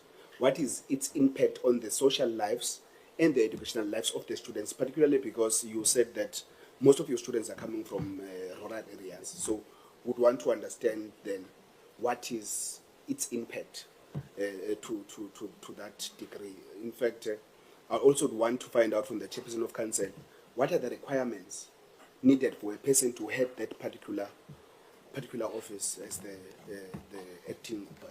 deputy principal. But I think the deputy principal can now take me through the strategy, the impact of that particular strategy as it relates to the social and educational aspect of the student's life in the college. Thank you, Honourable Member. The strategy to the social, if I limit it to what you have inquired, is on the social educational life of a student, is that we want to innovate. We want to bring the best out of the students by putting innovations such as technical, technological, and also on to impact on the social life of the rural communities of these students from all other stakeholders, especially on their learning, on their social life, like we said, and lastly, on their placement, so that they don't struggle with placement immediately after getting their qualification, which is an N6 certificate. Thank you very much, Deputy Principal. Can I get the strategy?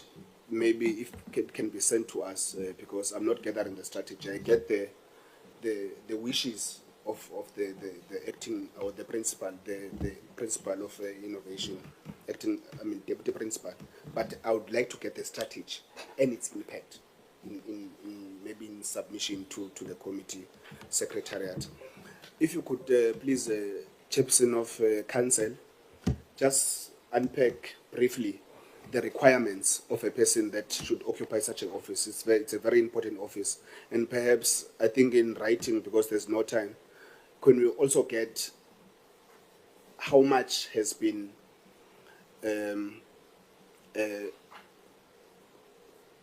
how do I put this?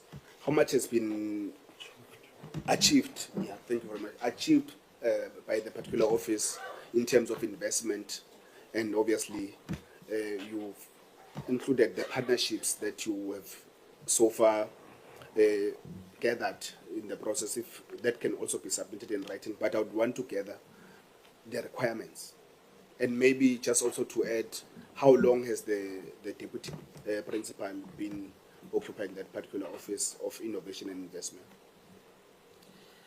Thanks, Honourable Member. Well, I may not speak with authority in terms of requirements because their level of delegation, they are appointed by the department. So the department has a standardized requirements for deputy principals. So at my fingertips, I cannot say perhaps there is a requirement of a master's degree in this. So we can perhaps submit one of the standardized advert by the department when we make submissions of the strategy. so that I don't mislead the honorable members. But on the idea on the impact, one, we've been given mandates by this administration, which are largely not funded. So it needs colleges now to be creative in terms of how they respond to achieve those targets. For instance, increasing access to TVET programs. With our limited infrastructure now, we need to be creative in terms of how do we get funds to increase our infrastructure development so that we meet the target of ensuring that there would be increased enrollment. That is the impact that the student would have.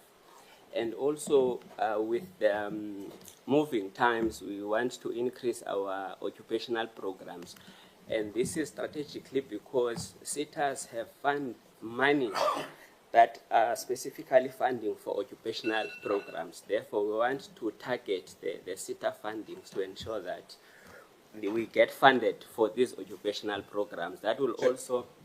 Can I just cut you, Chair? I think that the chairperson is cutting my time. Thank you for your response. I'll just ask one question, Chair, through you, which is very important. Acting, this thing of acting, there are a lot of acting people in the TVET sector. A deputy principal academic and acting principal, would you agree that the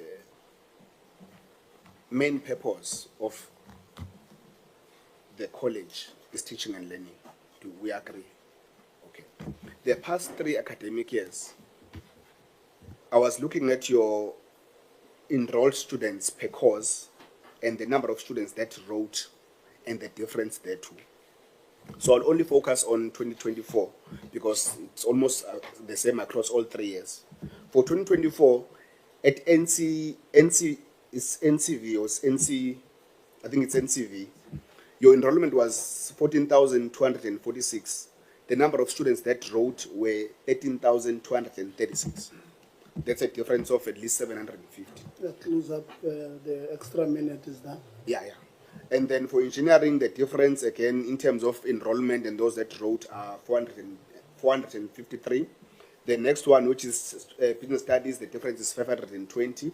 And those are the ones. And then when you're looking at the dropouts, the only dropouts that you had for that particular academic year is 60 for NCV, 46 for business studies, and 20 for PLP. So, and engineering 12. So the excuse cannot be dropouts. But there is a big chunk of students that did not write the examinations. So could you please take us to confidence the reasons why there is a big number of students that don't write exams and what is being done by the college to ensure that this doesn't happen, because it's been happening for the past 3 years. Thank you very much, Chairperson. All right. Thank you very much, Honorable Member. The numbers that you are referring to are actually subject counts. They are not head counts. But that being the case, there are 2 issues that prevent students from writing examinations. One of them is 80% attendance, which is compulsory. So if a student is not attending as required, they will be excluded from writing a subject. The second one, all the subjects have got sub-minimums to allow them into the examination. So if a student, for example, in NCV, vocational subject, they do not meet an ICAS or a year mark of 50%, they will not be allowed to write the subject. It's a policy of the department. So what we are doing in terms of academics, we are working on a student retention strategy as well as the college improvement plan. It's what we've been doing from Monday because I'm only 12 days into the college. So, but I am assisting the academic unit to develop a proper strategy that can assist in terms of assisting students not to drop out and also to progress. Thank you. Okay, Honorable Khakha. Deputy Principal's Investment and Innovation, just quickly follow up. How long, when were you appointed? Please switch on the mic. Yes. Please switch on the mic. I was appointed in 2005, but as but for this particular stuff, no, I don't want the whole history. I want for the position you're currently holding. 2023. 2023. So you've been 2 years into the job. Yes. How much money have you fundraised towards internet connectivity within the labs? Connectivity. Unless there's we can put the analysis up so that I can then talk What do you mean analysis? I get you should know. Do you have any partnership that in your job in the last 2 weeks that you have formed with any private sector or any company to ensure that there's connectivity on campus to improve internet access? Yes or no? No. You haven't. So have you done any sort engagements with computers for computer accesses? Yes. Okay, how many computers were you able to get in the last 2 years? Into the institution? I mean, surely not in your house, Mama.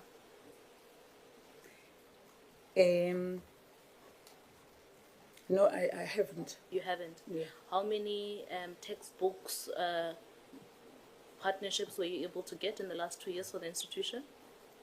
No, we haven't. We brought money into the institution. Yes. How much money were you able to get for Plus the institution? minus 2 million. Plus minus 2 million. Yes. Who's the CFO of the institution? Next to me. CFO, 2 million that Mayor was able to gather from partnerships for textbooks. How many textbooks were you able to get to pay for from that 2 million? While you search, I'll move on to the next question. So I'm giving you time, 2 minutes, because I have 6 minutes left to give me that response so that I can follow up. Deputy Principal, the reason why I'm asking you the questions I'm asking you is because I know for a fact that in a computer lab, if you set up a router, one router, you can go to Telkom, and the fastest operating modem, per month you spend less than 1,000 rands. So the fact that in 2 years you did nothing as far as improving technological access for labs, for me, that doesn't make sense, particularly when you yourself, in response to Honorable Msezana's question, you said that your primary focus is to ensure that there is an enhancement of social life and technological access for young people. So if that is at the heart of your focus, then the very bare minimum, 1,000 rand per month, you should have been able to get that right. The bare minimum, you should have been able to make sure that you have computer access for rural kids that you say are your #1 priority. For me, I don't understand how you've been there for 2 years, but in 2 years, you haven't been able to deliver on simple network.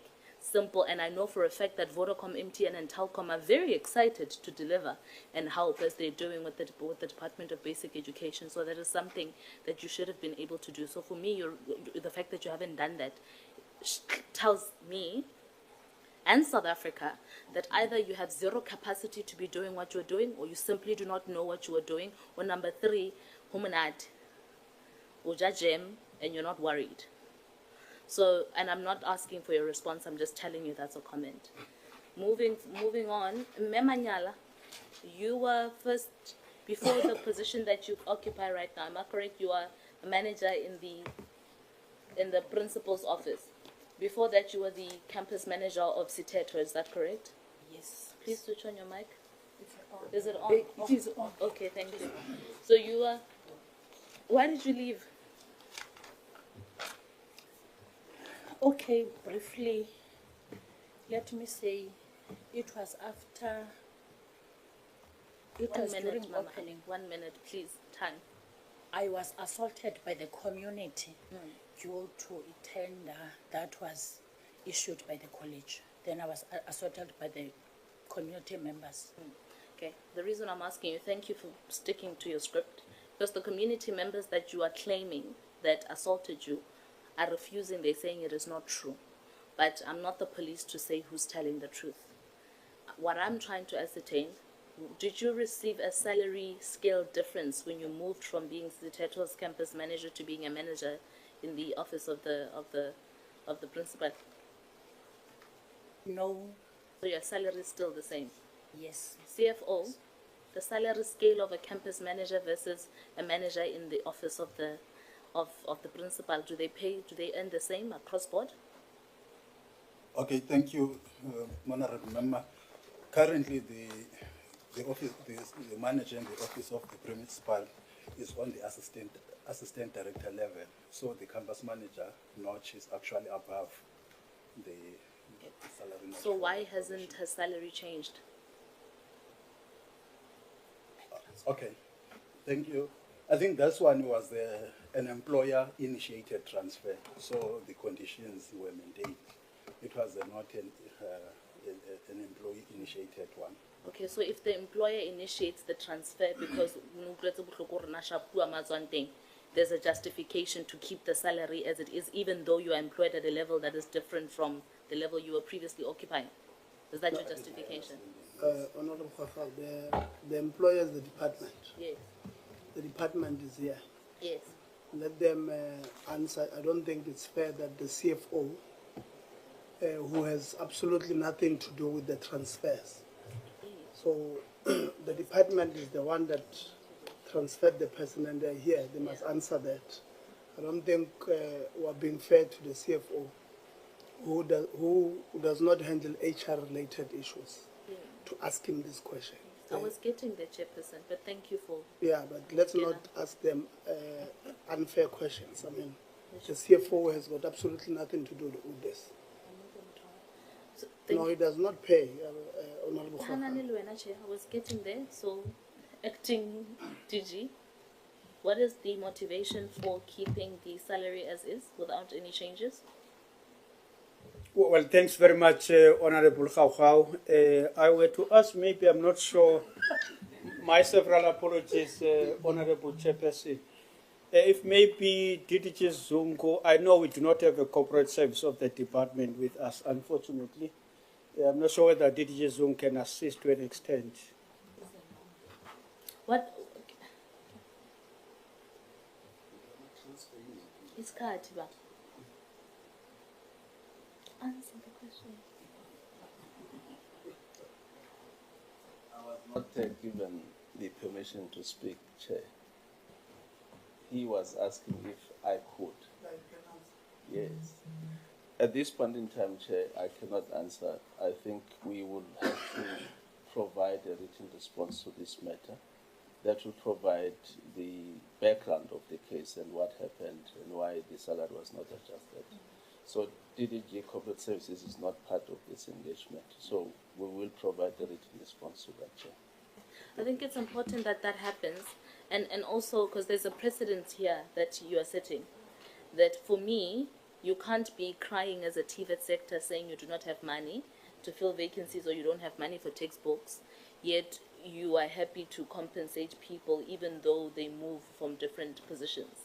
I mean, in South Africa, our land, I don't imagine that everybody who feels unsafe in their workspace gets to enjoy the freedom of hopping to another position of work, even though it's of a lower salary scale, and they receive the same benefits, performing a job that is of a lesser demand than what the shift was. So for me, that is completely unacceptable. It doesn't make sense, but please put that in writing. NSFAS, the SRC is crying again, and this is not a new story.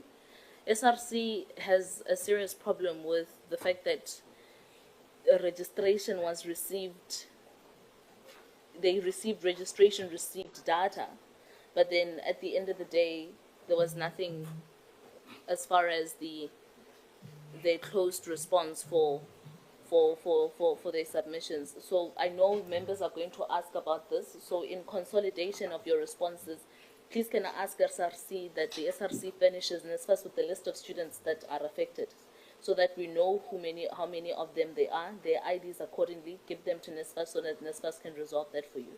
Just quickly, because whatever response they're going to give us now is not going to solve the problem immediately, so that we can fast track. The last one, finally, Chairperson, is on the certification rate, Principal. The certification rate that you indicated as an institution, for me, a certification rate is supposed to be at 100%.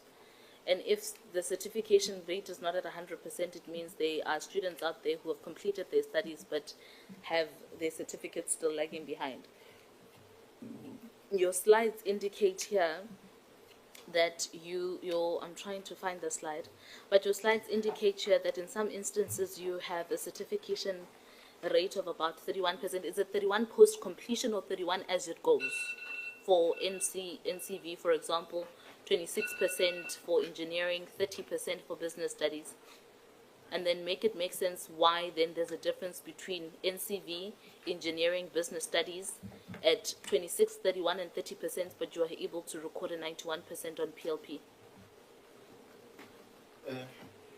Thank you very much, Honorable Member. The PLP program is a bridging program. It's an access program towards our ministerial programs at other levels, probably precisely NCV level 2. So it's internally managed, not that it must be easy because it's internally assessed and managed, but it's a bridging program. So it's within the control of the college. The certification rates that you are seeing, they speaks to the number of students who completed 4 out of 4 or 7 out of 7 subjects in one sitting. So if a student fails a subject, it will not translate to 100% for the entire cohort. So it means if I'm doing NCV level 2 and I write 7 subjects, if I fail one subject, I will not be counted on the certification rank. Thank you. Please may I request in future that when you compile your data, make it, assume the person who's going to read it doesn't sit in your office and knows automatically what you mean.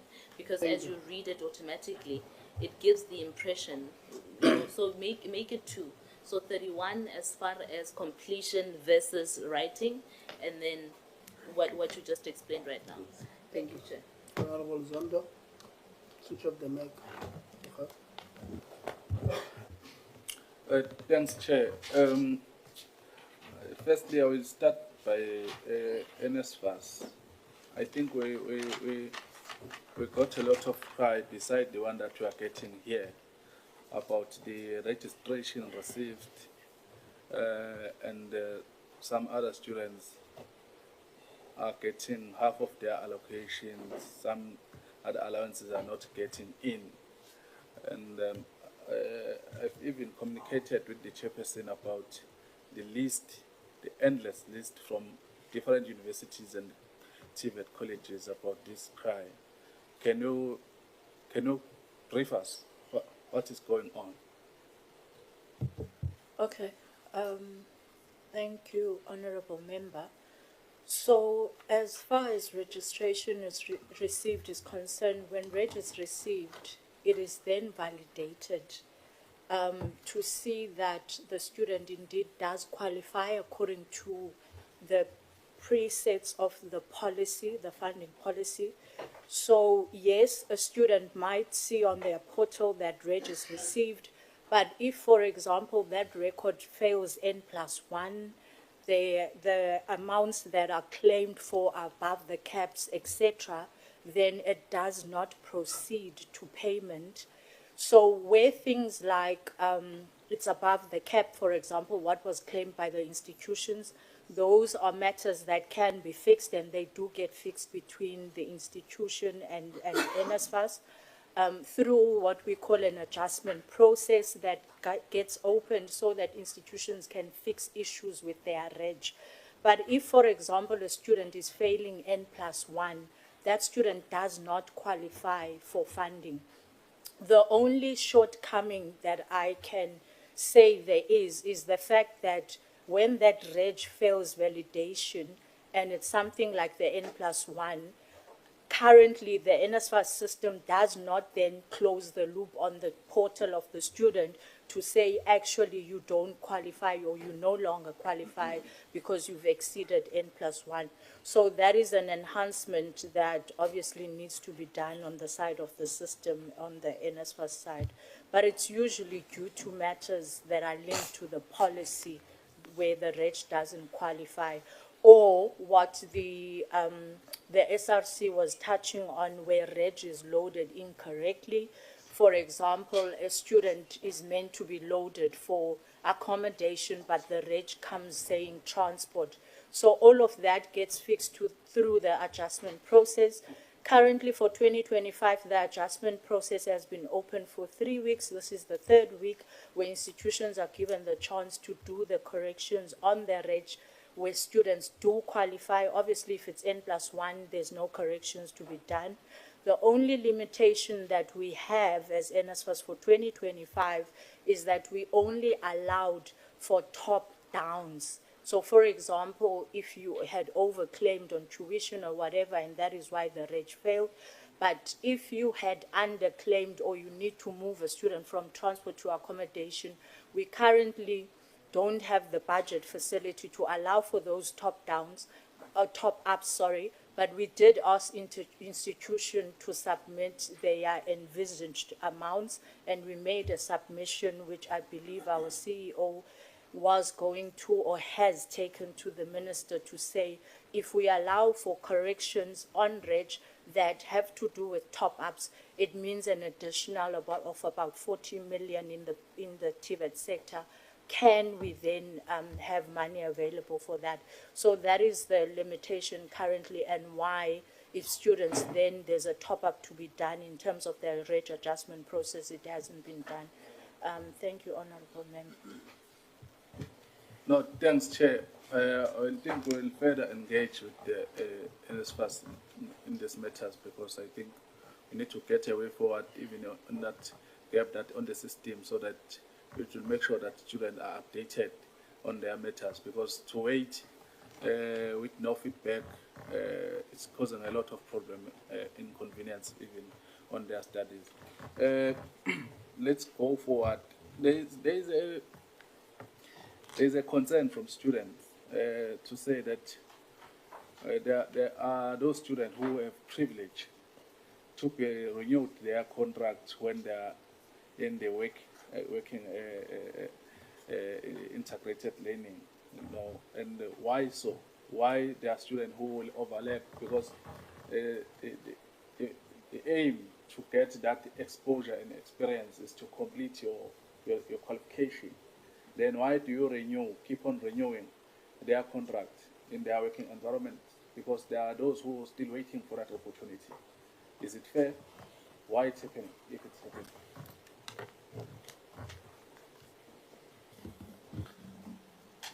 Chair, may I humbly request that we investigate incidents where it has happened with specific details, and then we provide a written response. Because otherwise we'll be clutching at straws if we respond with information not being brought to our attention. I'm not aware of it. Okay. Yeah, I think the problem starts when we are having two reports from SRC. Because if you got the report from SRC, the correct one that they presented to us, you should have picked up this and you come here prepared to answer. But we don't know who was responsible for giving you the SRC report, which is not correct. Because now it's backfiring on us. When you are inquiring things, you are not prepared to answer. But we need answers from that, because it touches their life and it causes inconvenience to other students in their progress. Let me go forward. The campus manager in the Techo campus, would find my Techo campus. How long has the position been vacant?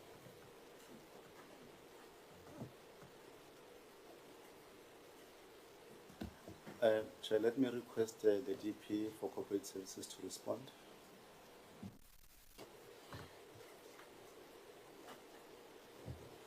Good day, Chairperson and honourable members. The post at this present moment is not vacant in terms of the HR practices, because the incumbent, which is Ms. Manyara, is still occupying the position.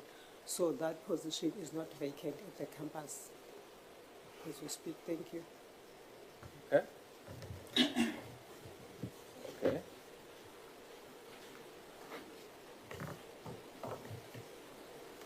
The organized labor is talking about the delay and inconstant payment of the contracts and the part-time staff. Do you have a knowledge of that?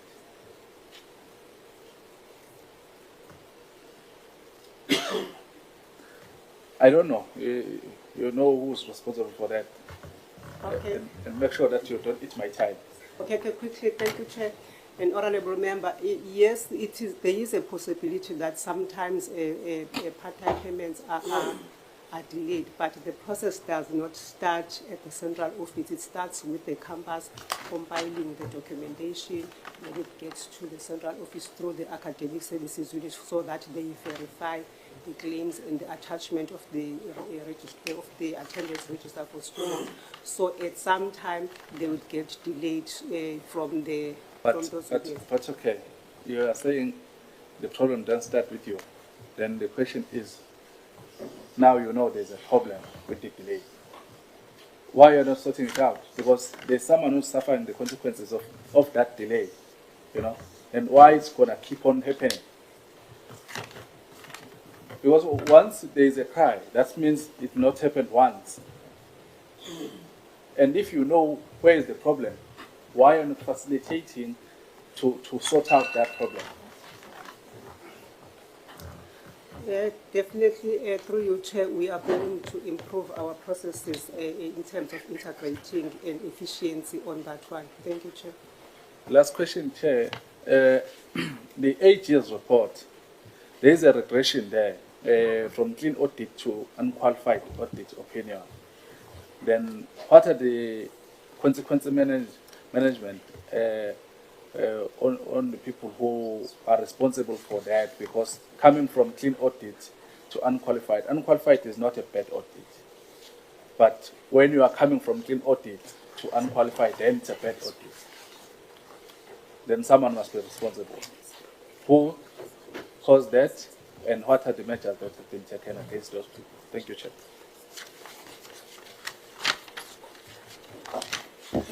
Okay, thank you, through you, Chair, Honourable Member.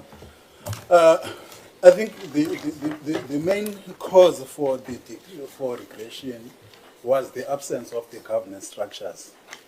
Yes, as the management, we put up a plan that we followed through, but the fact that we didn't have the Audit and Risk Committee, we didn't have council at the time, I think contributed to our review processes. As such, the quality of the annual financial statements that we produced was substandard in a way, and that resulted in us making material adjustments.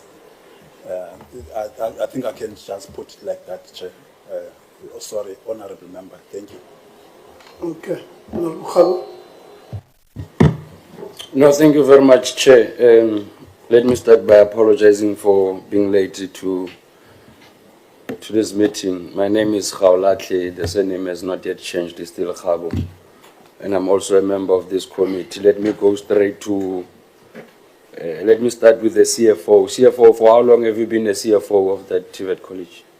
Since June 2019. Oh, sorry about that. Since June 2019, Honourable Member. Okay. Thank you very much. The regrets that the Honourable Member has just spoken about, did you have a post-audit action plan for those issues that were identified by the AG? That's correct, Member. Okay. I hope, can you share it with us? Okay. Please share it with us now. But second to that, what were the 3 critical issues that the Auditor General has identified, especially in line with your failures of internal controls? Okay, thank you. In the main, we had some issues with our IT environment. That was number one. Then another issue was on the review processes that we actually undertaken. As I indicated, we didn't have other layers that will normally assist in identifying issues that management could not pick up. So that was also the issue. Lastly was on the issue of the also an area where we had some issues. Hence, now we were forced, because some of the issues were factual in terms of the thing. I'm going to plead with you not to play with words. When I say what are the 3 critical issues that the AG has identified, when you say that the IT environment, you are not clear as to what is the IT environment. What are those issues that... second to that, you'd speak of reviewal processes. What are you saying there? While you are referring to those questions that I've asked you, Do you have an audit and risk committee now, as things stands? And when was it appointed? Yes, we do have it now. Some of the members were appointed in October last year. Then the chairperson was appointed this year in January. That is for internal audit or for risk? For audit and risk committee. We do have... Can you separate them? Because I believe they are not okay. Same committee. In our case, we have an audit and risk committee, which is the reporting to the council. We also have our internal management committee because the risk function is the responsibility of the management. So we do have the management risk committee. No, thank you very much. Can you, in summary, prepare those three critical things? Don't speak of processes and environment that do not make sense. Because we want to understand, you know, you'd have a post-audit action plan, but it might not necessarily be relevant to issues that the Auditor General is speaking of. So that's why I wanted you to give me that clarity. Okay. Maybe without necessarily moving, let me just jump to the DVC of innovation, and I just forgot your charming. Yes. You said you've got an innovation strategy, let alone the fact that the Honorable Minister could not allow you to present it. You said but if I heard you say that it includes the placement of students, that strategy. Yes. Can you speak to the mic, ma'am? The strategy for the placement of students must have a positive impact in that we have now, as an institution, if I look into the strategy, we have now given beneficiaries of placement about 80% of our students have been placed and they have successfully acquired their diploma. And we have also absorbed some of the students from the very placement that we did, even though it was outside or inside the institution or industry. No, thank you very much, ma'am. While we are still there, you said that you have managed to achieve a placement of students. Can you probably tell us in which areas, specifically or stream, maybe just three, that you have dealt placement with? And if you can probably confirm to me that, are you saying that in all of your campuses for the past 2 academic years, there's no student that can claim that he or she is sitting at home without placement, as a result, he or she could not complete his or her diploma? One is the business studies. Okay. Another one is the artisanal development, where students were doing engineering and then they qualified. Others were doing electrical, others were doing marketing. All of them had their chance to be placed and acquired a diploma. So there's no student out of your records, there's no student, all of these students that you have produced in the past 2 academic years, all of them, they are placed? They were placed and they have achieved their diplomas, and some are absorbed into our institutions. Some were also even placed internationally in China. Not a problem, not a problem. Can you give us that report of where and the number specifically per stream? And I just hope and believe that the number that you are speaking of will be aligned to your total number of students that you have produced at that particular year. Because if you have produced 200, let's say 200 students, the number of placements, all of it, when we combine them, it must speak to that 200, in line with those different streams. We are speaking of innovation strategy, and I'm worried that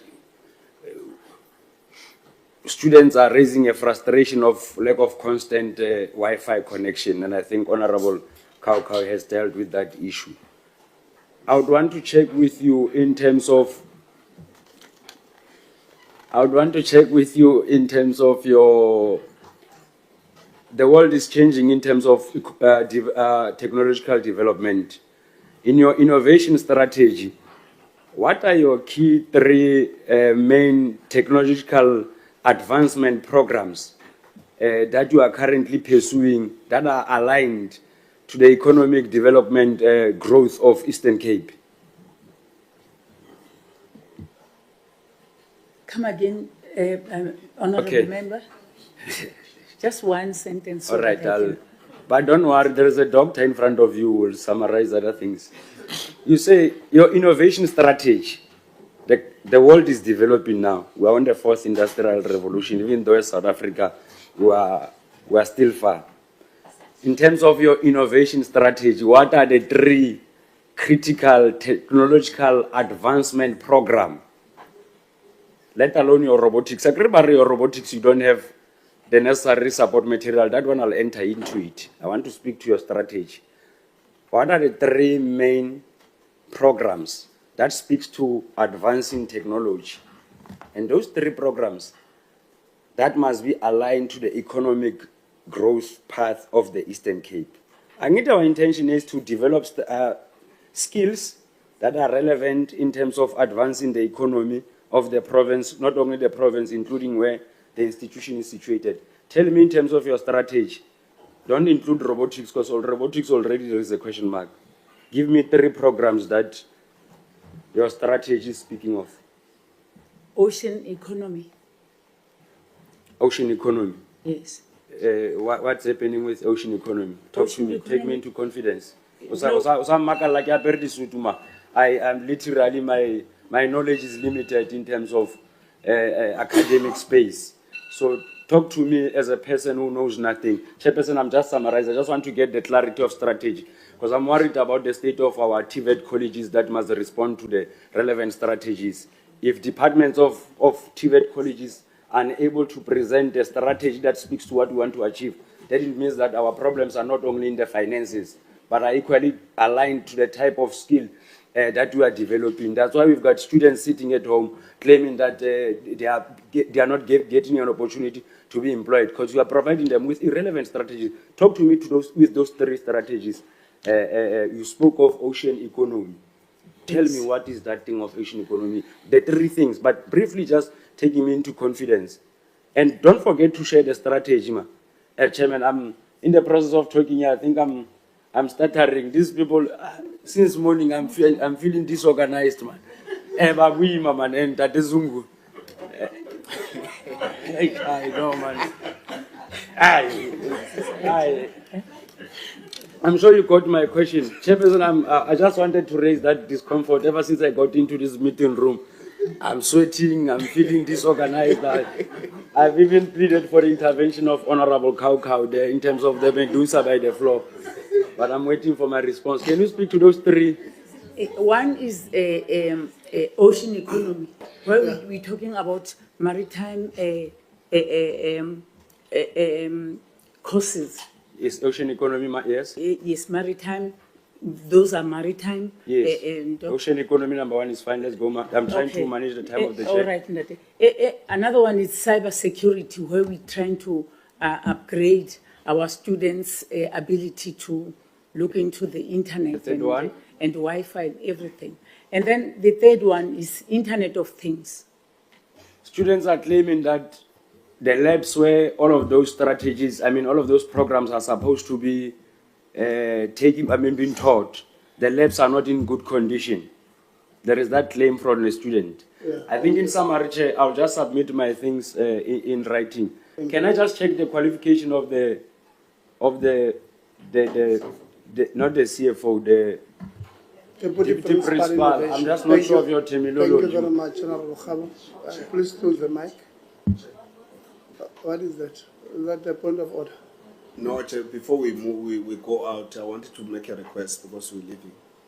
Okay. It's a short request, Chair. What is that? You are leaving at 12:30? No, the meeting is at 12:30, Chair. We must be in the office and ready, prepared. Okay.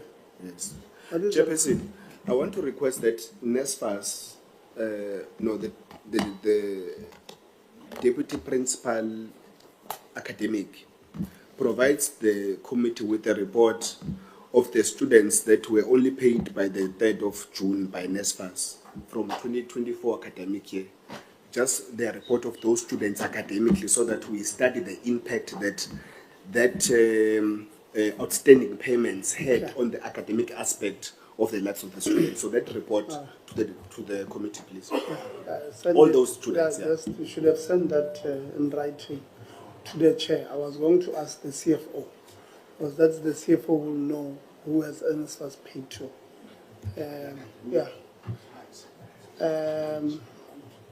You also have There's a response that was left behind, Chair. Sorry, that I didn't during my time. It wasn't answered. So please, can I get it before I leave? The 1 year, how many textbooks did we get out of 2 million? The CFO was checking. Yeah, you see, when you have time, that's not when the time rings. I'm supposed to cut you. Then you ask 10 questions. I'm saying to you, I'm giving you 1 minute to wrap up. You ask 10 questions. But that question, 10 questions and answers, they take 8 minutes. So instead of having 9 minutes, so that all of us can have our time, because we also have a fiscal framework that we must attend to on time today. And then you guys are leaving. Other members want to have their time to ask these people. They will send it to us in writing, because it's 5 to 12. By 1, we will be out. We will be out of here. Honourable van der Walt. Thank you, Chairperson. So Honourable Gau is now going, according to Honourable Gau.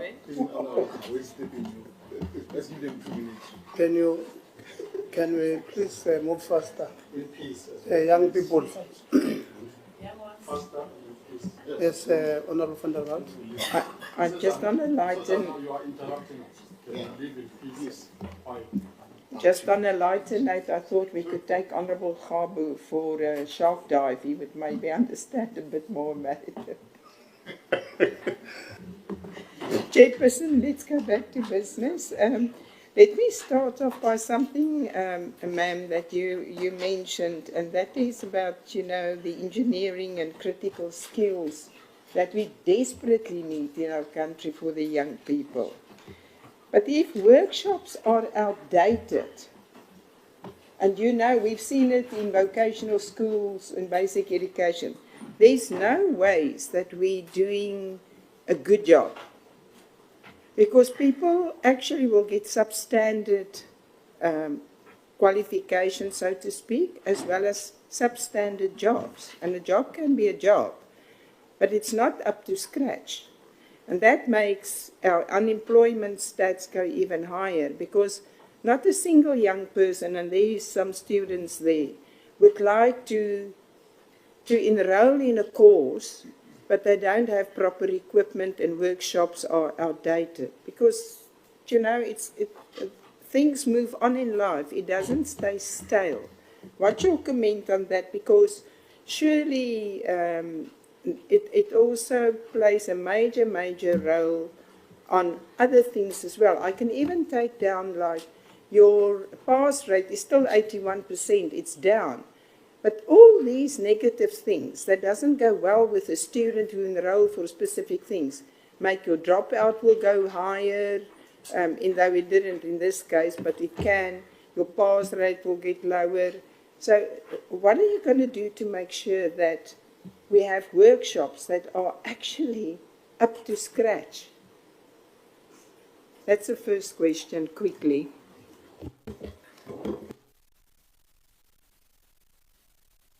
ADA has given us some funding, and in that funding, they had done some workshops and they upgraded them.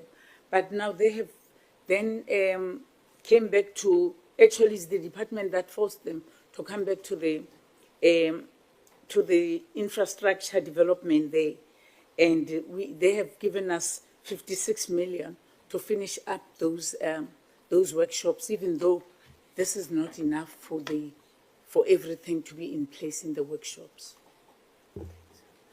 My question is also then, so if you say, and Chair, it's always to me and DDG, the most interesting thing is when we put inquiries like this, we always received money and we're going to do. We've never done it. And you're not the only TVET and institution that tells us this. everybody comes here with a story that we just got money. There's money in the next budget. It will happen. But, you know, some of the equipment and is gathering dust. They're unusable completely. So how long did it take before we got it on the agenda? And that is, it's very worrisome because we can't leave people because they're far out in a rural area where it's needed the most to, well, this is what we have, so we wait till we get money. I'm very, very concerned, Jen, I have to really say that, because what happened to these students that enroll? Do you keep track record in some way that do they actually find good jobs?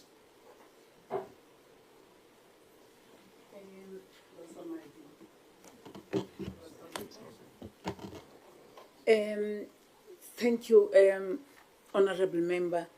The students, we have tried to put in place a tracker on our students on whether they get employed. A lot of them are unemployed, I agree. And some are employed. So it's just a matter of percentages maybe to allocate to them to see how many are. Others, they have just, we have not yet tracked them because we don't know where they are. But the ones that are absorbed, we can prominently see them around our towns and in our institution. So then you would agree to me the aim of this department is not every child can go to, or every student can go to a university, and we have to promote TVET colleges. And the way we're doing this is definitely not, I'm putting it to you very straight, Principal, is not promoting TVETs. If a TVET doesn't run, ultimately, you are not promoting TVET training for those. And that's why the young people don't want to go to TVETs. They want to go to university. And we know not everybody can. Do you agree with me? I agree. Yeah. So we have to act up on that. I actually, Chairperson, I've got other questions too. I'll put it in writing to give other colleagues an opportunity as well. The only thing I wanted to hear is that these work-integrated learning to complete qualifications, are we on track with that in total then, as you say, or are we lacking? Must I repeat? Yeah. So does the college have students who have not been placed in work-integrated learning to complete their qualifications? Yes or no? No. No. No, not currently. Expected. Last year, yes. Okay. But currently, we have tried to rate every student and advertise that we've got these placements. Yeah. I saw the presentation mentioned that your throughputs are between 8 and 10%. So on earlier, and this year, 2024, will be 12%. I know that the Minister has responded to a question of mine where she said that in 2021 it was 10.8, 2022 was 10.2. We must just make sure on your pass rate, your throughput, your dropouts, whatever the case may be, and even your financial statements from clean to unqualified, everything that goes a step back makes it very, very difficult to catch up and grow. Because if you go down and you go 1% up, it still isn't grow. You're just getting back what you've lost. And really, this TVET must jack up and not decline in anything, if you want to give students hope in your area, in the rural areas. Thank you, Chair. Thank you very much, Honorable Ngubane. Thank you very much, Chair. I think I don't know whether if I can be assisted, either the principal or the DDG, in relation to explanation of this position of a vice principal on innovation. Was this position innovation in fundraising or innovation in latest technology or innovation? What specific innovation? Because there's some confusion. Is it innovation in bringing funds to the TVET College, or is it innovation in terms of new technology and linking with the TVET College and improving the students' studying ways of studying?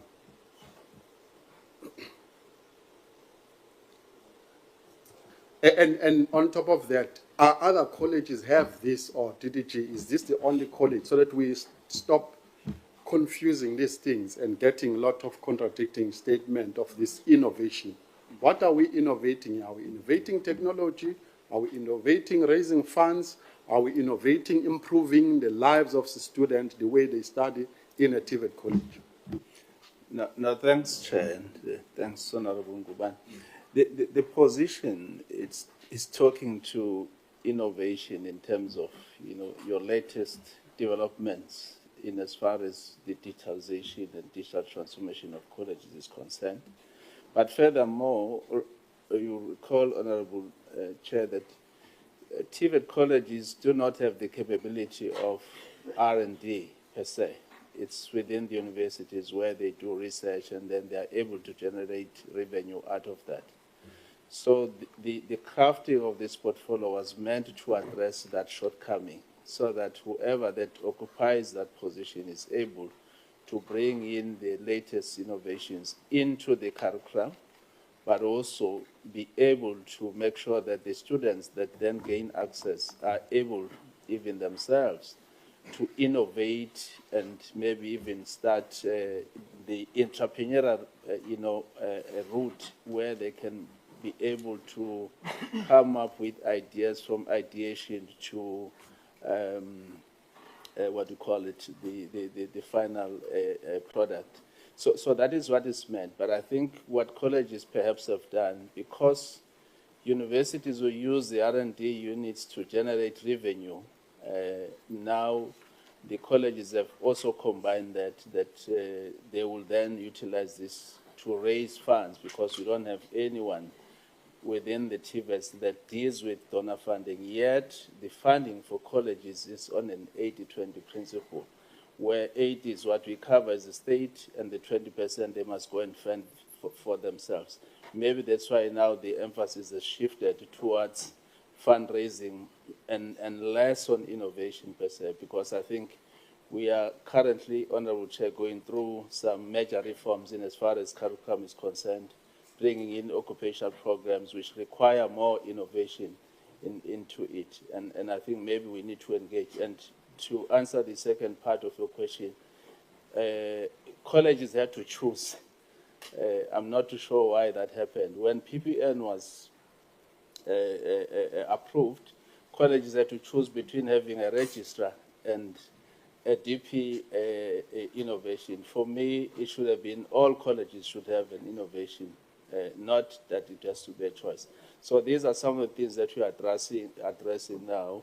Since PPN is over, we'll then be looking at restructuring their organogram, so that at least each and every college should have an innovation unit within it. Thank you, Chair. All right. We've heard, and then principal, the lack of communication to students regarding non-allocation to residents, the IT system slowness of it, textbooks delivery lateness or inadequate, or even old syllabus books, temporal structures being made temporal permanent, as well as outdated equipment. That as well, the highlight of that was the misalignment of funds, where it is said there's a diversion of college funds to non-academic programs. That's a misalignment. All those things mentioned, inclusive of non-functional of computer labs, outdated computer labs, leaking roofs. But to us here, as the principal, you didn't came out those challenges in your presentation. It came out from the presentation of the labor. What are you doing about that, and why is that? Because it means you don't have the yearly plan of the project. You take the academic funds and divert them to somewhere on non-academic programs, which makes all those issues that they are raising persistent and still there and not being fixed. Why is that? What are you doing about that? Thank you very much, Honourable Member. May I first request our project manager to come on developments with regard to infrastructure, and then I'll come after, if it's okay with you.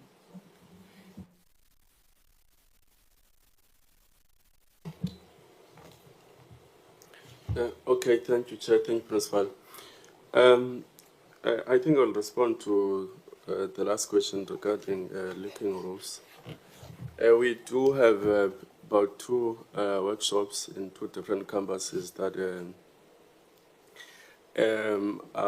have that problem, and we have started a process of making sure that we fix those. So they are running SCM processes as we speak. I think we'll finalize it very soon, probably by the end of this month.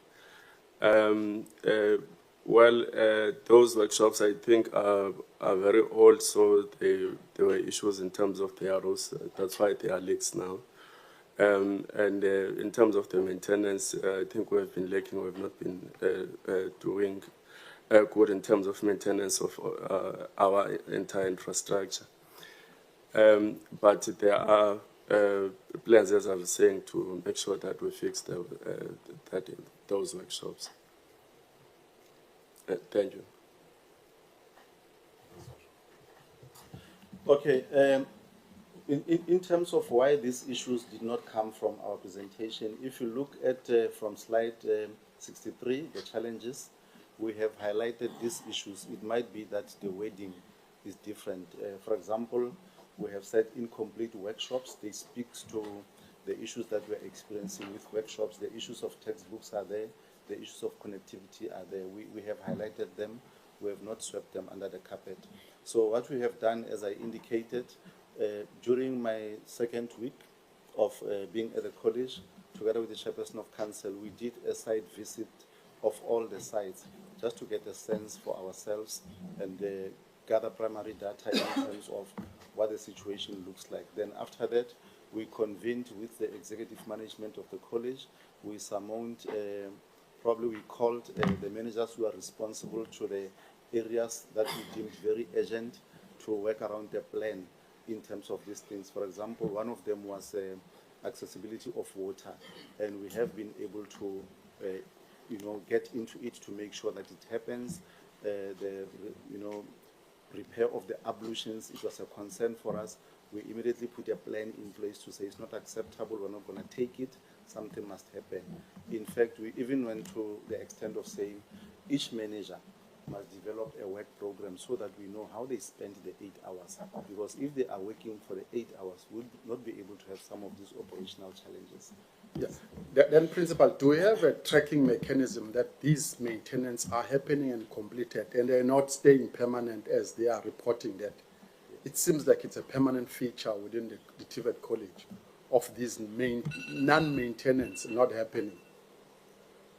Yes, for now, I've taken the responsibility that I will track it from my office until we have functional infrastructure committees and we can escalate the matters properly. So, hence I'm saying I convened that special meeting to really look into these matters and show progress. Okay, Chairperson, as I learned, just my last question.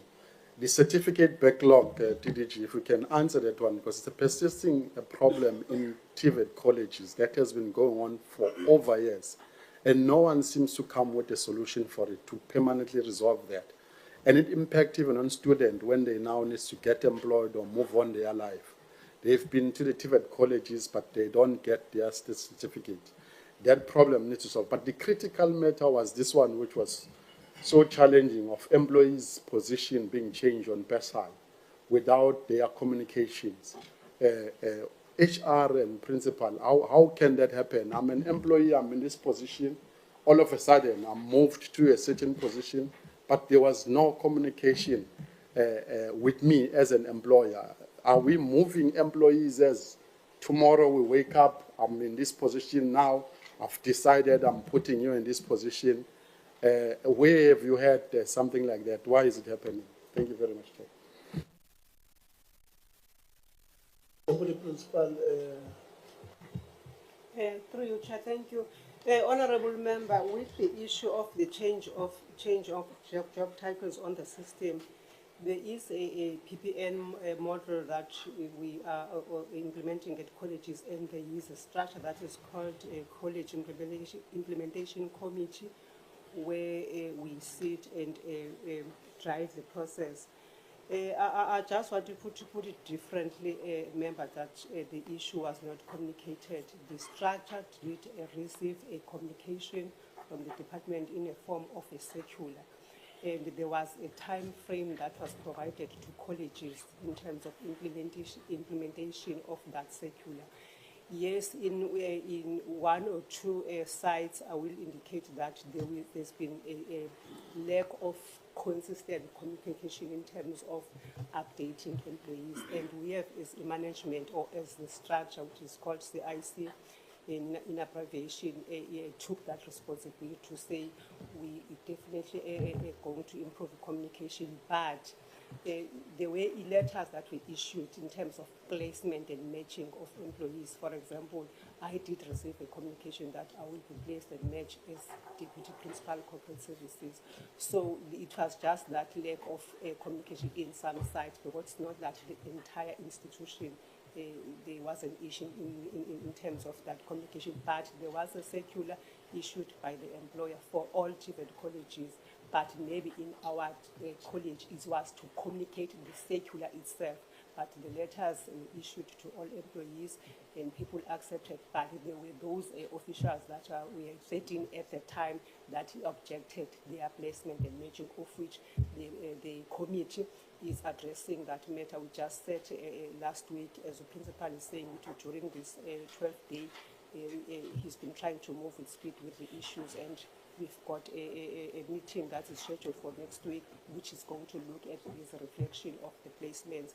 But the communication was that it was not consistent in all sides. Thank you, Chair. Yeah, Mtong, I've not been interjecting, but you're not assisting.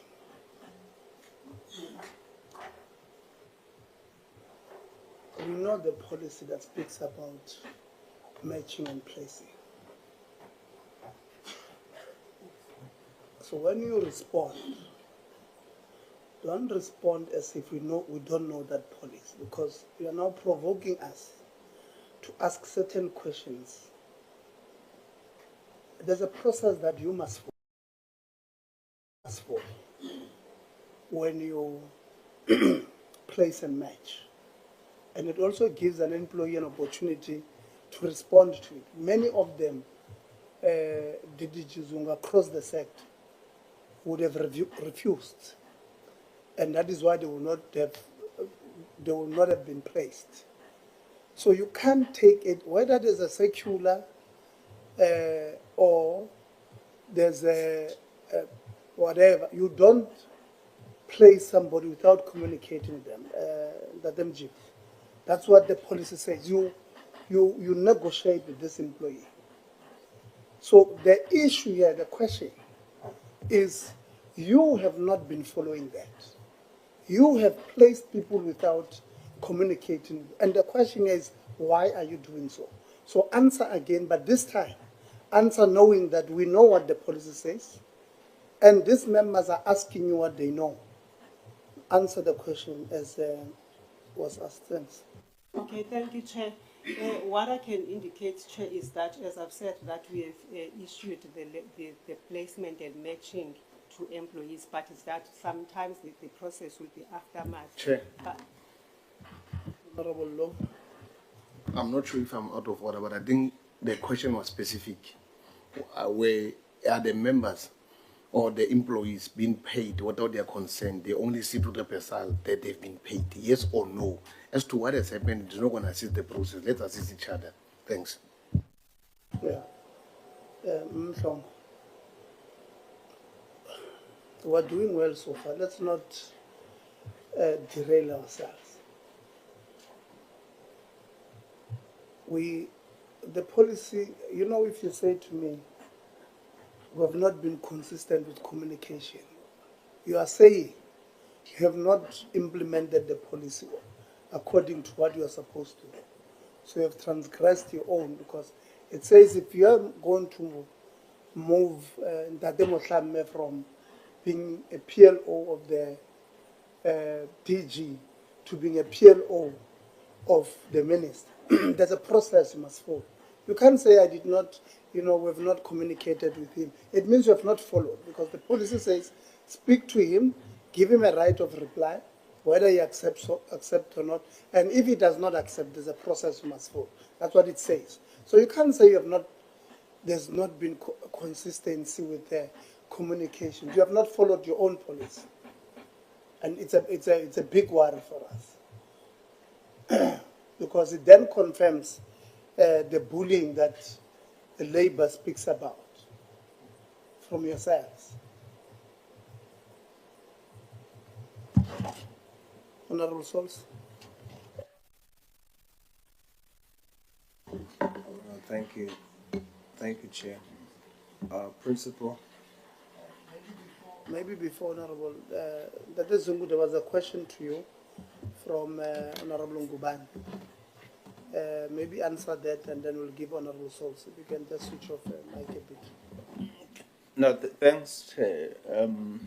Indeed, Honourable Ngubane, thanks for the question, because it's been coming up again and again, and it is a challenge. We have since sent a circular to colleges so that they can give us the list of those students that are found to be on that backlog. The principal did mention earlier on that part of it is the issue of the subject combinations, because the system is not automated. So if you've written certain subjects and you dropped some, it does not then provide the cumulative results for you. So you might have skipped a year where we are repeating a subject. Once you've completed, the system does not automatically say now the students has met all the requirements for certification. And I think it's one of the areas. But also we don't have proper tracking systems. I think it was Honourable van der Waal that was raising that.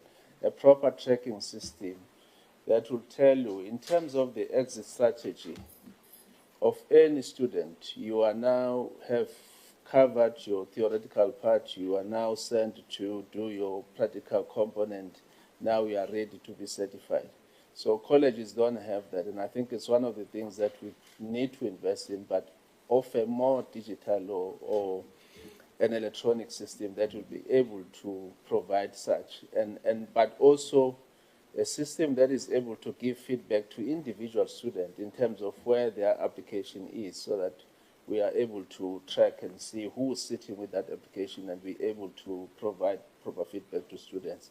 So we are again going to be requesting colleges to send us that list of all of those that have issues, so that we are not receiving it from all different angles, but it comes from one source, and we then able to sit at DHET under NIA to start addressing each one of those individuals. I must say, Honourable Chair and Honourable Members, there was a point where we had an issue of the printing of the certificates themselves because of the contract between ourselves at DHET and the government printers, where they didn't have the proper printer or printing paper, which we are not in control of. It's on their side that they could not secure that paper. Finally, they've done that, and we're able to push over 80,000 certificates towards December, and we've been doing those processing at this point in time. So we will appeal to colleges to provide us again the list of those students that are still found to be, on the list of the backlog certificates. Thank you, Chair. Thank you very much, Honourable Sols. Thank you, Chair. Principal, on your equity slide, just to understand, are you saying that out of the total of 340 there is only 2 foreign nationals that's now naturalized? No other foreign national is part of the staff. Is that what you're saying? Yes, Honourable Member, this is the information that I got from the college. When you say Asians 0. Are you saying that the Asian that is mentioned in your recapitalization report is no longer there?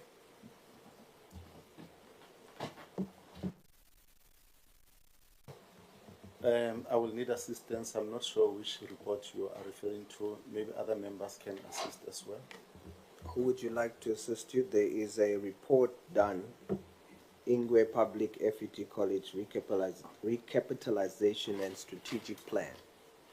And in that document, there is mention of one Asian staff member. So I'm asking, is that staff member no longer there? That's why it's 0, or is he or she still there? In the absence of the chair, honorable member, can I assist? With my knowledge, we never had an Asian in the past 10 years in our staff establishment. Thank you, Chair. So it's 0. So the document I will then have to submit, I suppose, and then you guys can clarify, because I have the document in front of me. And it's a document produced by yourselves that says there's one Asian staff member. But because of my time, so can we agree that I'll submit the document and then you'll provide clarity with regard to that. Principal, when you say you advertise nationally, what do you mean by that? What advertising mediums do you use so that you try and achieve the equity target? Just quickly, please. Okay. By that, Chair, we mean we are using City Press, one of our medium, and we also take our positions at the level of assistant director and particular engineering lecturers to systems like DPSA. So we are using those two as our national. Would you agree that the mediums that you use is not basis for you to confidently say there's no interest for other races to come to your institution?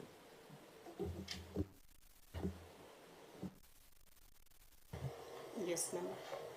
So would we agree that you will now do more to ensure that you reach more of a racial complement so that you attract more of the other races? Because currently you have 0 colored South Africans, 0 black South Africans, 0 white South Africans, and 0 Indian South Africans. And I see now why. It's too limited. You can't confidently say that they are not interested. So do we have an agreement on that? Yes, member, we do agree. Thank you so much. Very quickly, DDG, when will the college receive a full-time principal?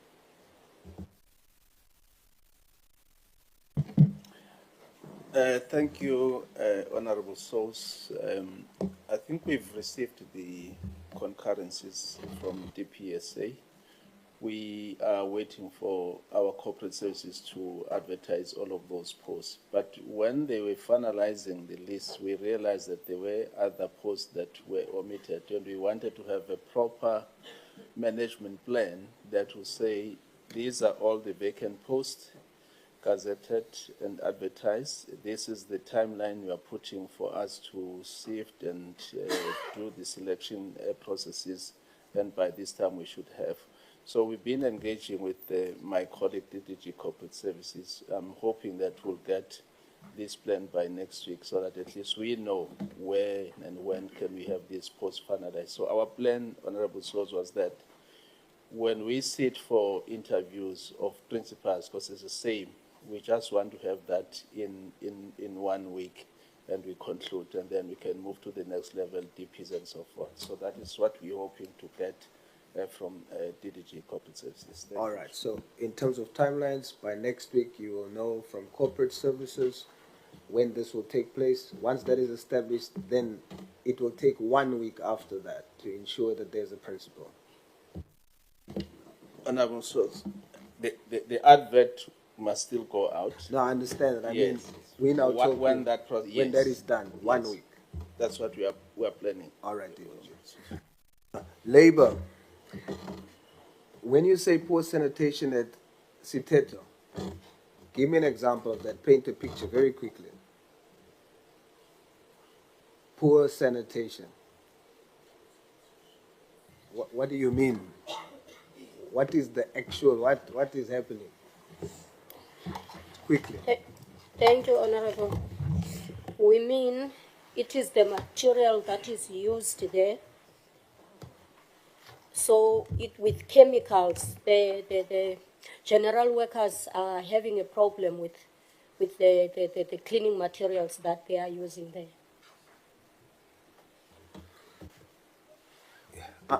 Simplify it for me so that I can ask for you quickly. You see, I'm trying to get, what is the experiences there by workers? When you say poor sanitation, are you saying there's no toilet paper in toilets? Are you saying that? Yeah. Yes. With toilet papers, it is the cheap toilet papers, the one that when you even use it, it comes to your hands.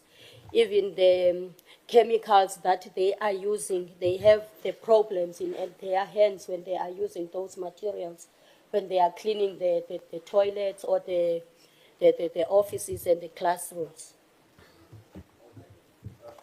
Principal, is it true that there's not adequate material for cleaners to ensure sanitation? That's what I can get. That's one. Two, is it true, because in also the labor's presentation, they say that staff and students at times has to relieve themselves outside. Is that true? Thank you, Honourable Member. I have done with the Chairperson of Council an assessment of the ablution facilities. We can confirm that they are not up to the standard which is expected. Hence, I indicated that immediately after that, we convened a special meeting and I've given instructions in terms of how these matters must be handled.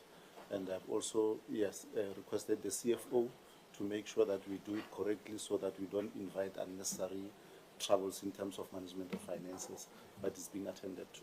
Is that you saying to me that staff and students has to use and relieve themselves at times outside? I wouldn't say that because it has not been presented like that to me. So what we did, we introduced ourselves to staff. We made a commitment that based on what we have seen, there's going to be improvement and changes. So there was no engagement to give us firsthand that information. We are basing our discussion on what we have seen. What have you seen, Principal? The ablutions for the students have got running water on the floor. The basins are not clean. Some of the toilets have not been cleaned like for a long time. That's my assessment. So let's go, yes, just for time, not out of disrespect, right? So let's just go quickly. So if the toilet has not been cleaned, that means it's not been flushed and all of that kind of stuff. So a student comes, it's not cleaned, he or she will not use that toilet. He will then need an alternative and will go outside, correct? Yes, yes. So we can agree that staff and students are often forced to use or relieve themselves outside. Based on that, we can agree. Do you think that that is correct, Principal? Absolutely not. Hence, we have immediately attended to the matter. When it came to our attention, we have not wasted any time in terms of giving instructions that the matter be attended to. I would just want to remind you that those students, those staff members, those are South Africans. It's our people. I urge you, Principal, and all your staff, let us treat our people with dignity and respect.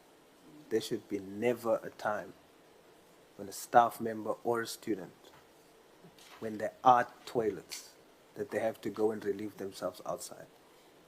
It is on us. It's our responsibility to uplift ourselves. Thank you, Principal. Thank you, Honorable Sons. Member Secretary. Yeah. Thank you very much. Just straight to the questions. The first one would be the policy on Point of order, Chair.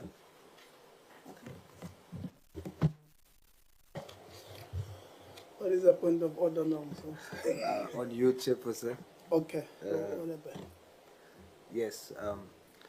No, when you were outside, I just wanted to state for the record that there was a document that I have to produce that states something that we needed to clarify around an Asian employee that the staff didn't know about. Okay. Yeah, I have my eye on it.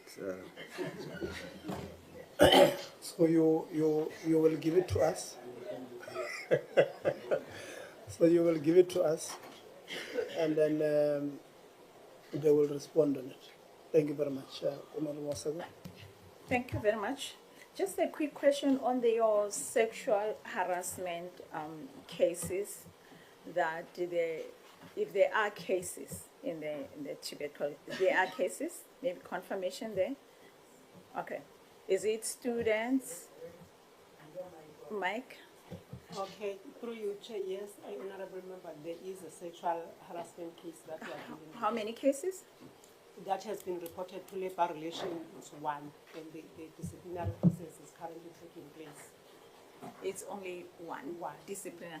And there is is the police involved in that case? According to my information that I have, the matter has been reported by the campus manager because it's a lecturer versus a student. Okay, and you are still handling that case? Yes. So if you are handling it in concurrence with the police, how is that working? I mean, I'm just interested to know the dynamics of if you are handling that case and also the police, how is that working? According to the information that I got from the campus manager is that the family for the affected student, they decided to withdraw the case from the criminal processes. Hence, internally, we are proceeding with the matter because the lecturer is our employee, so we need to apply the... Is the lecturer still at the college or suspended? He's not suspended. Is the student still at the colleges or not? Can I ask my colleague to assist me as an academic head? I'm not sure from... Okay, whoever can answer me. Where's the student? I think the student is still at the college. That's Okay. what I've heard. So how are you handling that? Because under normal circumstances, if there's a sexual harassment against the student, surely the lecturer has to be suspended if you have to protect the student. Unless if it's not like that, you have the reasons for keeping the lecturer at the college. So what are the reasons that lecturer is still there and the student? From the Labour side, honourable member, as I've indicated, that according to the information that was presented to Labour, that the case was withdrawn externally, but internally we felt that let's pursue with the matter, but we escalated the matter to the disciplinary process. It's when then the presiding officer will indicate to us whether the lecturer is found guilty or not. But so I'm a student, and then that Elitzi is my lecturer, and then I complain about the sexual harassment, and we open the case, and at home we withdraw, and the case is still within the institution, and then I have to continue as the victim to watch that Elitzi, even though there is a sexual harassment case against him, and it's a normality within the TVET College. It is not a normal, it's not a normality, honourable member, but before I can go to detail in terms of providing evidence, let me just get the correct information from my Labour practitioner so that I provide the correct information. How old is this case? When was it reported? It's around February 2025. February 2025. Yes. In the last financial year, last year to this year, how many cases of sexual harassment did the TVET have? According to my information, there was nothing that has been reported to our office. This is the first case. This is the first case? Yes. Okay, and then your policy, when did you start with your policy? To have the sexual harassment policy? Through you, Chair, we do have a policy, but we normally get the policies from the Department for HR, so we are using standardized policy. So our policies are just set for renewal around May, 1st of May. And what does your policy say when coming to the reported cases of sexual harassment? Specifically talking about this case that is here now, what does your policy say to you, the directive that it gives to you when handling the case? What does it say to TVET? I cannot give you a direct question, but in terms of handling the matter, we use the code of conduct for lecturers, which say this matter should be taken as a serious matter. Hence, we have continued with the process of charging the lecturer. Then we take it from there, from the presiding officer. So, in the meantime, how are you protecting the victim to make sure that it has a conducive environment for her to continue with her studies? What is TVET doing in protecting the victim?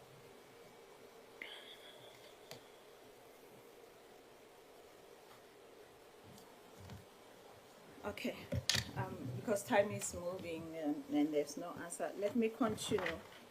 Deputy Principal of Innovation, if you can maybe help me, what does innovation means in context of the TVET College? To you, your interpretation. My interpretation of the term innovation, actually it is about doing things faster, easier, better for both students and the whole college at large, and encompassing the technological advancement, research, entrepreneurial, like the DDG has said, roads and so forth, and the access to the students, like for instance, online, which is another innovation, online learning, online registration, and for IR strategies. Okay, thank you very much. How long have you been on that position? Sorry if I From didn't hear you. 2023, yes. Okay. Tell us about your success story, about all that you have said since you occupied that position. Yes.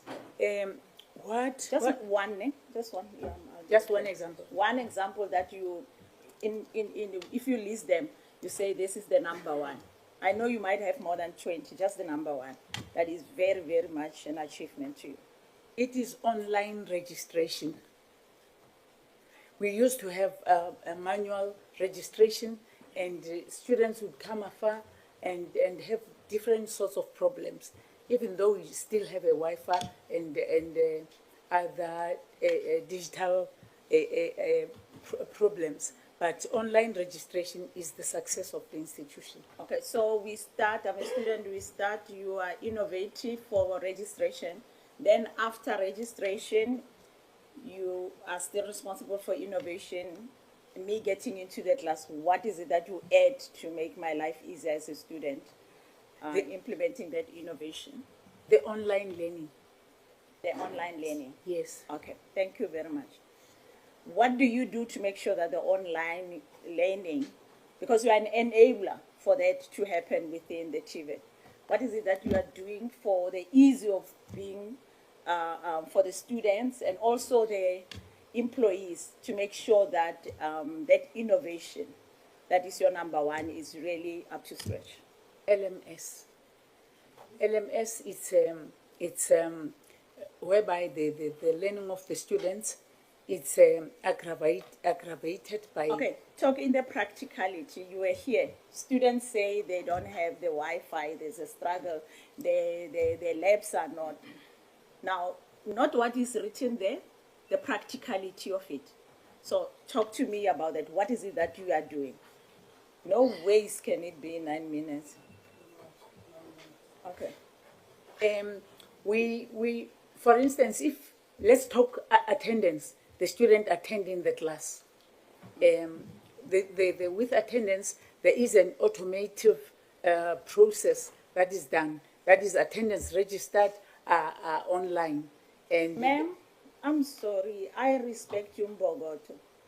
I really, really respect you. Thank you. I made it clear. They are saying there's a Wi-Fi and there's a challenge of the labs and you are responsible. So talk to me about the practicality based on what they are saying, what the employees are saying and the students. What is it that you are doing in corrective measures to make sure that that is not happening, that you can talk to us and say that there is an improvement? There is an improvement in that even though I'm not single-handed in doing this, IT should be my basis for doing this. So what I do is that I also have with the LMS, for instance, the students access the material, learning material, faster with the lecturer, and it is projected in the classroom. Okay, thank you very much. SRC?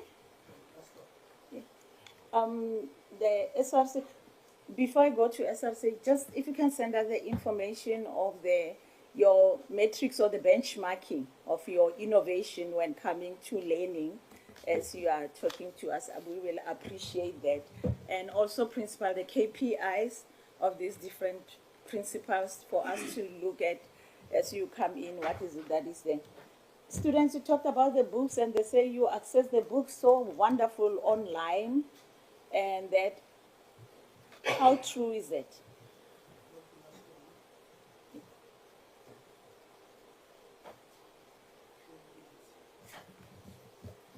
You can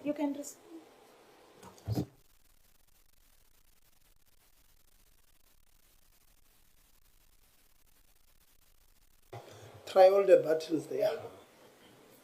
I say as online learning then. Okay.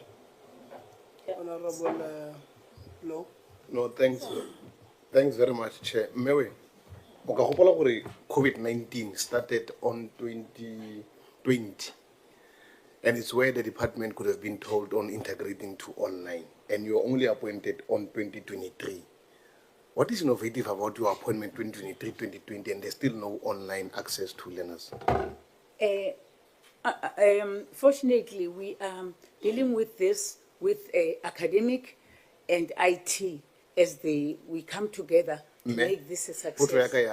Yeah. At COVID-19, we were using online because we were integrating because of the pandemic.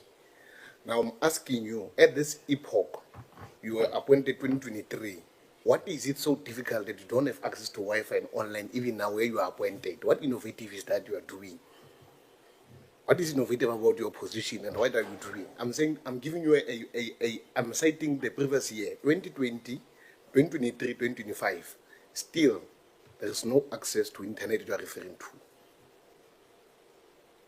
What have you done to respond to the online that you are saying the online, you are putting it as your priority and achievement? Where else your stakeholder, your actors in the sector saying, no, they are not aware of online.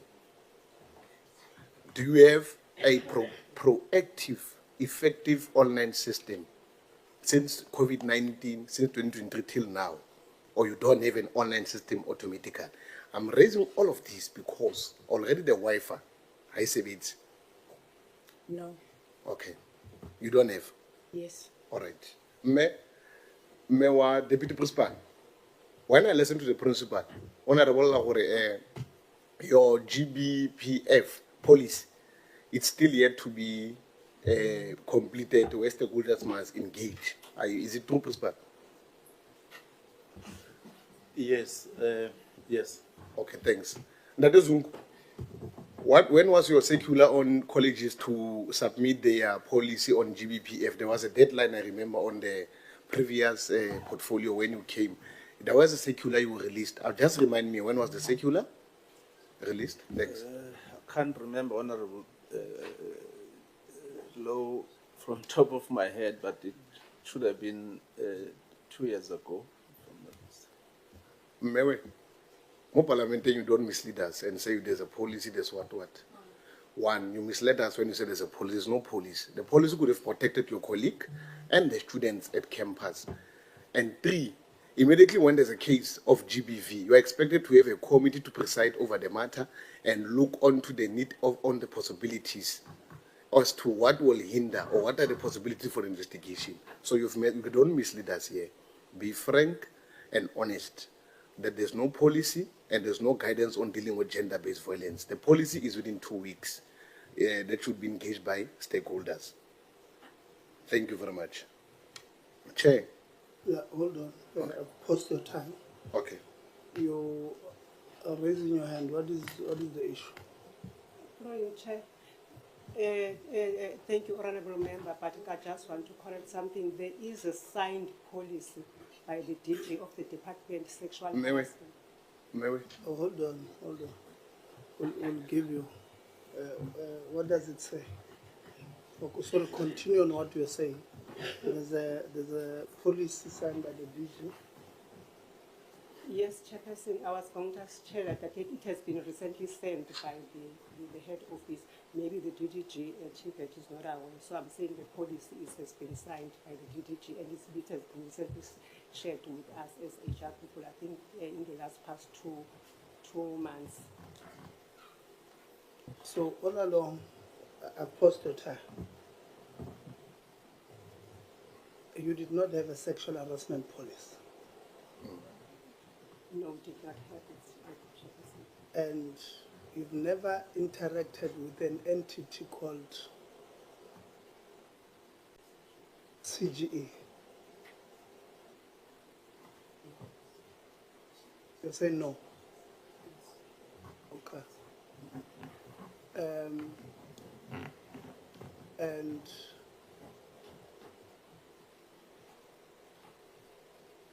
the department does not have or did not have a policy on sexual harassment across all institutions that supersedes even your own policy in the college on sexual harassment. Yeah, through you, Chair, as a college, we never had a policy. We agree on that one before the one that has been shared by the department. And so you did not know that there's a sexual harassment policy in the department? What I'm trying to say, Chair, it has been shared by the national to all 50 TVET colleges recently. So are you saying it's newly signed? It's a brand new policy of the department? It has been signed, Chair, on the 7th of February 2023. But we hold on, 2023. Yes. So you did not know.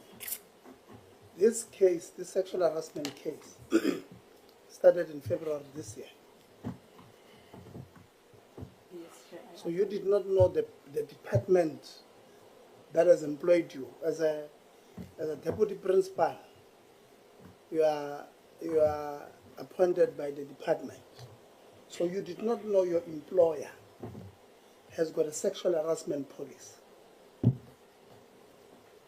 That you as deputy principal, what do you call it, as human resource, corporate, you must implement when there's a case of sexual harassment. You did not know that. Chair, I do agree that it was an oversight for me, but at our college level, we never had this circular, but it was shared in 2025, though the signature appears to be 23rd, but I do admit as a deputy principal corporate service that it was an oversight not to have a police even within as a college. I do admit on that one, Chair. Then you are admitting that you did not know that your employer, who is the department, had this policy all along. Can I say yes, Chair? Because it was shared by the regional structure to us. Honorable, I'll give you time. I rather finish mine. Regional manager, take us through. Help us understand this problem. And the reason why this thing is very important, Deputy Principal Academic, is that gender-based violence is a pandemic in this country. And even how you answered, I think it was Honorable Low or Honorable Maseko, I can't remember, that it was Honorable Maseko, that this person, the alleged perpetrator, you have not done anything. They're still on campus, they're still drawing a salary, they've not been suspended. The alleged victim stares at the eyes of the alleged perpetrator on a daily basis.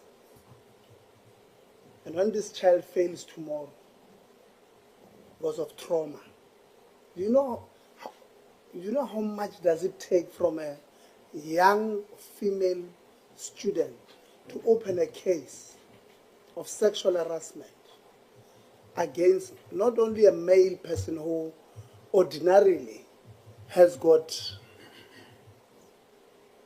a status over this young girl, but also is a lecturer of this person.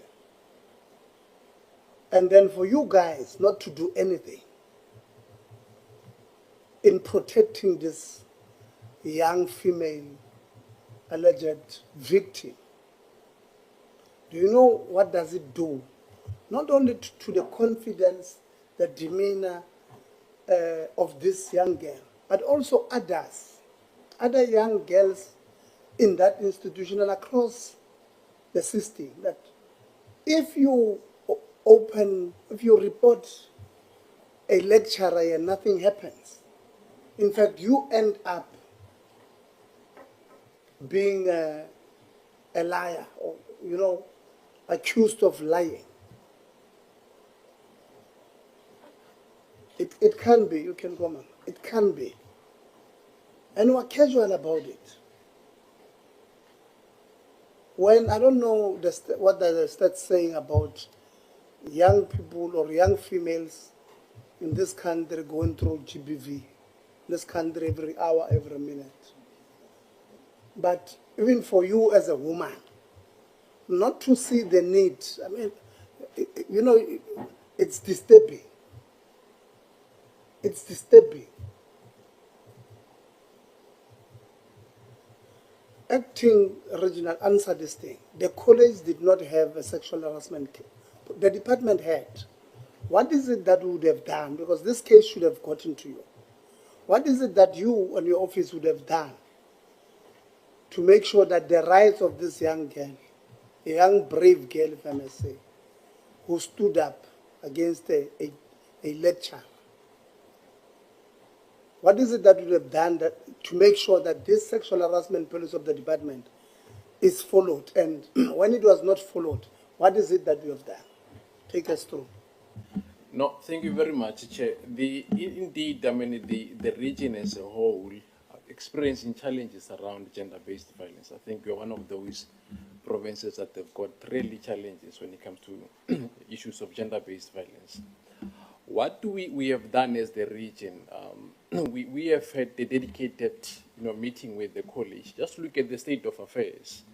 And so we would have flagged a number of policies that were not in place, but also part of student support services, Honorable Chairperson. There is an issue around student health and wellness, where colleges have to report on these issues. And so we would have raised it with the college that please ensure that you've got this policy in place. But as the region, Chair, like I indicated earlier on, because we've got really serious challenges as the region, at the beginning of the year, together with the regional affairs and higher health, we met to come up with a program that will address these serious issues in the region. Thank you, Chair. You have not answered. You have not. The question is, what have you done? So there's a problem. Yes, you would have, on policy formulation, you've tried. I've heard you. But there's a case. And you, as an employee of the department, you've got a policy. It has not been, by the way, I can tell you what that policy says. should have happened to the accused person, which I believe you know. That was not done. What is it that you guys at the regional management level has done or have done in this process? Because that was not done. Then there should have been at least consequence management to a certain level. What is it that, are you saying to us that we have not done anything there as well? We have, yeah. No, thank you, Honorable Chair. Not in terms of consequence management. We haven't gotten to that level. But what we would have done, Chair, was to raise it, to say, look, as the region, we are having these serious challenges. Please ensure that you've got this policy in place. Let's leave it. You have not done anything. Honorable Law. So You know, Chair, I was about to leave my question, man, because I listened very carefully, and you wanted to defend yourself. You've just caused a problem to the matter. One, for the fact that the case has been withdrawn to the police and you're handling it, you don't have a guiding tool to guide you as per the university, as a college. You don't have a guiding tool. You're not doing justice for our children. You are not even bothered.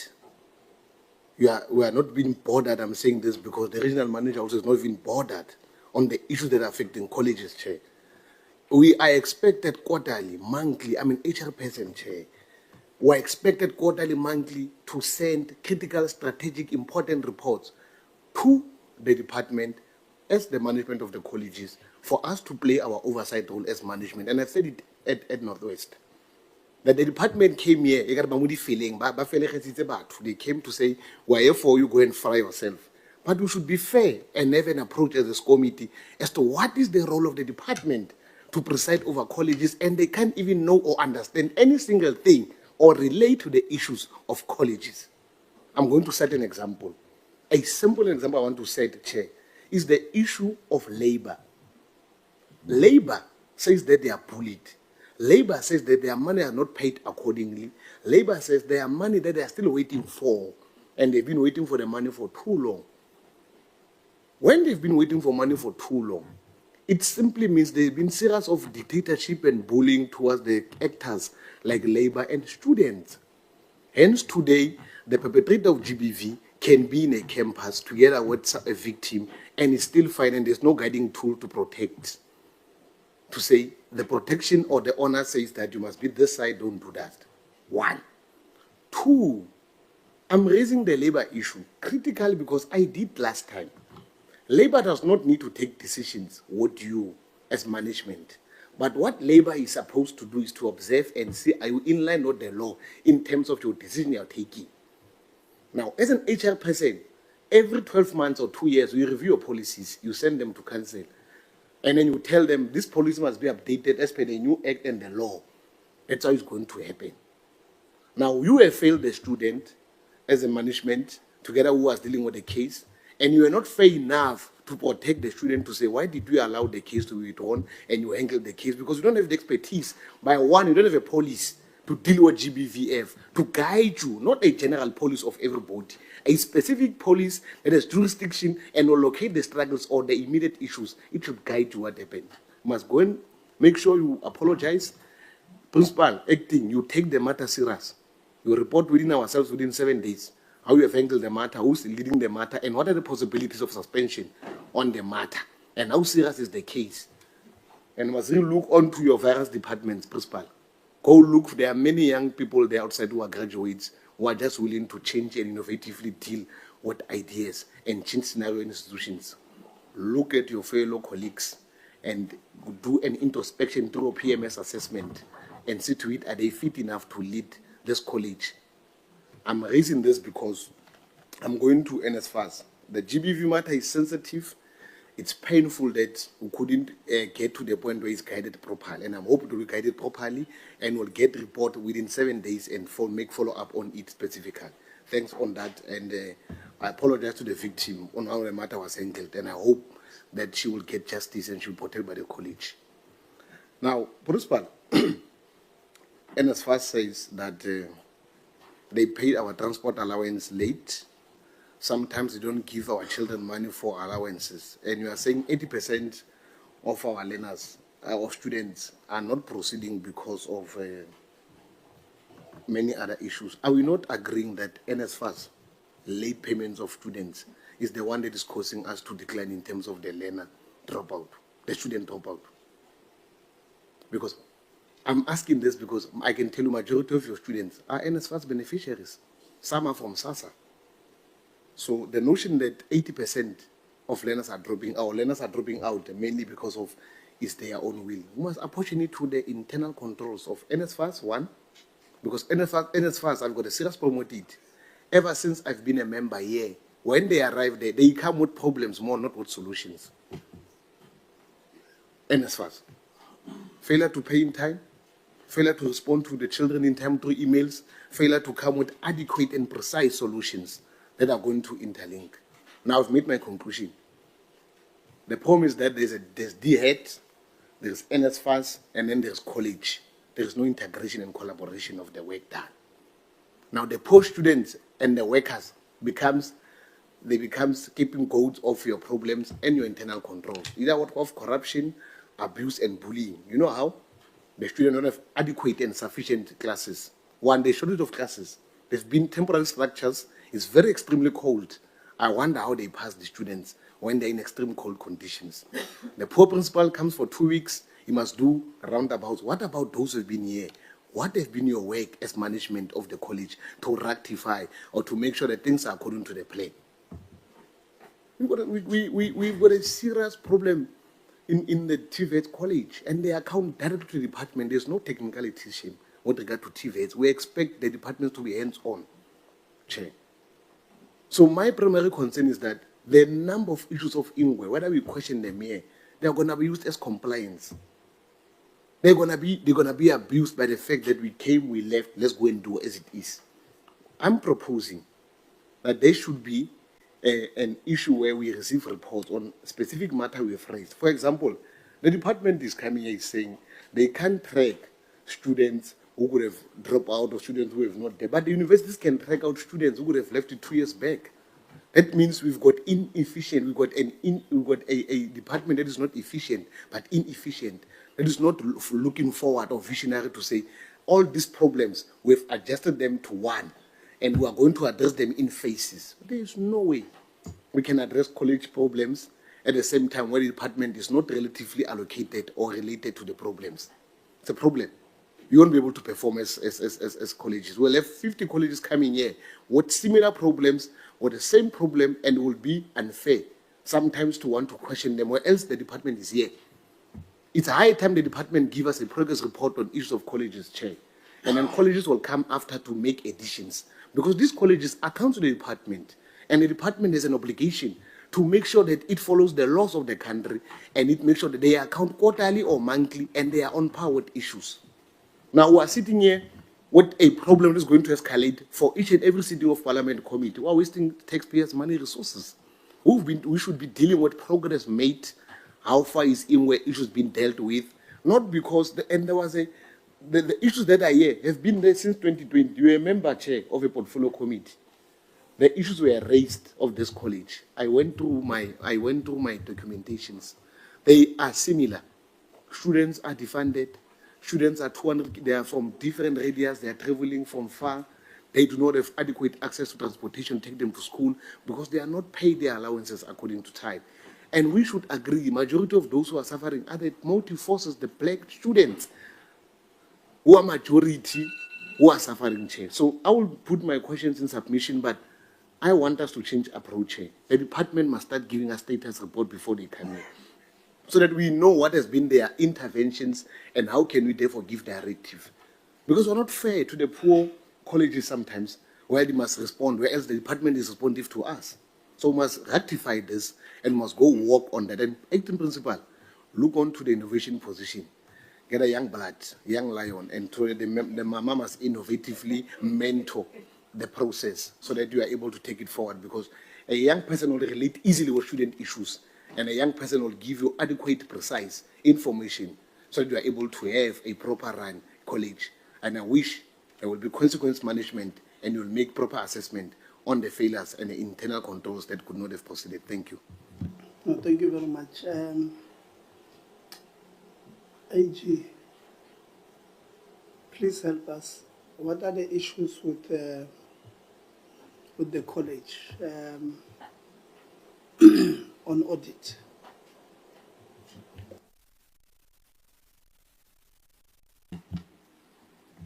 Thank you, Chair. When it comes to the TVET colleges, Chair, we audit the financial statements to see whether they fairly present the financial position and financial performance of the college. The last public audit report was the one for the year ended December 2023, where the financial statements were unqualified. It was after making a number of adjustments that to errors that were identified during the audit. So the college managed to make those adjustments, and therefore the financial statements were unqualified. They are fairly not complex, and the college managed to have unqualified financial statements with the finding, and the finding was that the financial statements that were submitted to us were not fairly presented. And so therefore, once they made the adjustments, they then were. So that was the only other finding that there was. In the environment of TVET colleges, their act does not require them to prepare performance information. Therefore, there's nothing for us to audit there. So we don't have findings under performance information. Also in the area of compliance, the act does not have any specific procurement regulations. It's silent on that. So even should the college not implement their policies, which are mostly loosely based on the PFMA, if they were to not use them correctly, it wouldn't give rise to irregular expenditure or fruitless and wasteful expenditure, because those things are not defined within their act. So also we will not have any findings in that regard, Chair. So from the audit perspective then, the only recommendations then that we had was for them to improve their reconciling, their daily and monthly disciplines. We did note the issue that the NSFAS remittances came through late, and the timing was not always correct, so that students wouldn't get their allowances on time.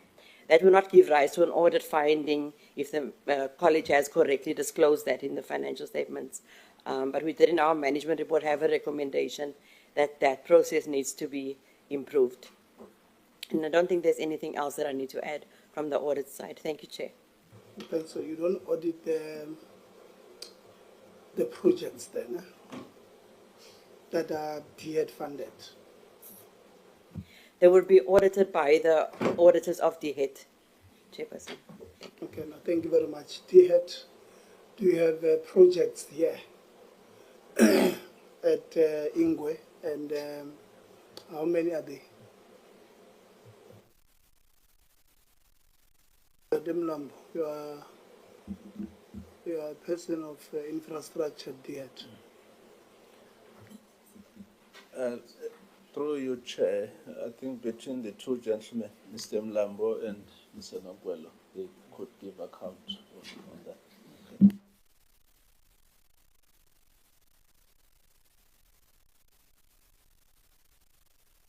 Okay. All right, thank you very much, Chair, and thank you to all honorable members. In terms of the number of projects, I wouldn't be specific. There's quite a number of projects. But what we do, we request colleges to appoint auditors that are led by chartered accountants to audit the projects that are implemented at the college according to agreed upon procedures, because we do not have that capacity to closely manage the monitoring of the projects that are implemented. So yes, we do get the audit reports. It's reports that are issued on 6 months basis. So yes, we have received from the college. So that's what gives us in terms of what is happening on the ground in terms of the projects that are implemented. All right, let me stop there. Chair. Thank you. Okay, so you do have project at this institution, and you monitor it through desktop reports that they send to you. Okay.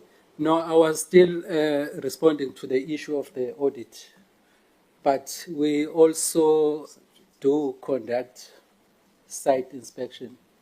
We do visit colleges, and we thereafter write reports and give feedback letters to the TVET colleges. And this college is due for a visit very soon because of that campus that is being established where we've allocated them 25 million. But we do select colleges that we monitor. Unfortunately, we cannot take them all as 50. Thank you, Chair. Thank you. Project manager, explain your position there at this institution. What is your position? On what it was sent here, it says name and then project manager. Explain it. What is that?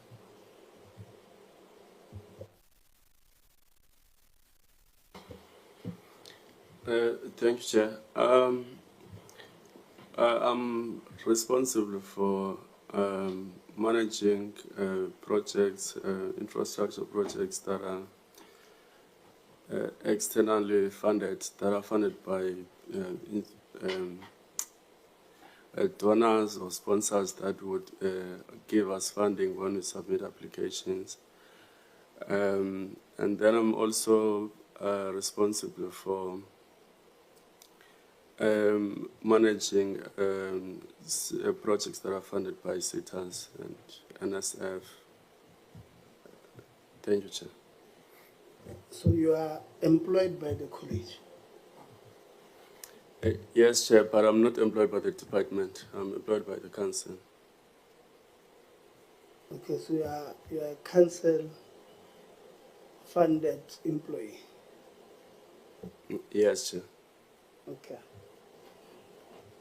And the position is project manager for external funding.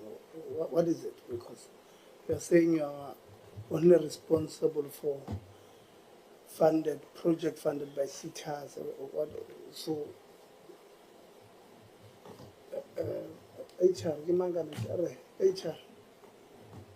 explain the employment of project manager.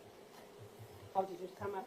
How did it come up, or what is maintaining? Yeah, both. Okay, thank you, Chair. Chair, the project management unit was established around 2012, but I was not around. But as time goes on, then it phased out. But with the previous council, they made a request to the principal that we need to resuscitate that unit, which is called a PMU, for a couple of projects that will be taking place in the college.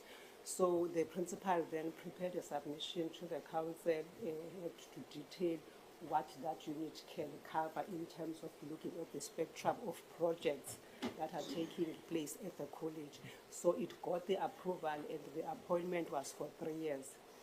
And the 3-year ended around February, but before the contract ended, with the appointment of the new council, we presented the submission to the council whether they extend the contract or they terminate the contract. It was also again extended for another 3 years, which is from 2025 to February 2028. So the unit reports to the deputy principal innovation. So it's part of the package that falls under that unit. Thank you, Chair. And then give you want to help us here? Or you're fine? You wanted to help us on this one? I saw you raising your hand. Yes, Chairperson. These posts of project managers were introduced with the infusion of the Capital Infrastructure Efficiency Grant at colleges, because at that point, billions of rents were invested and there was no capacity. So initially, they were paid from the grant itself. A portion of the grant was allocated for project management. But over the years, with the reduction of the allocation, the colleges themselves had to absorb the post through the payroll of council.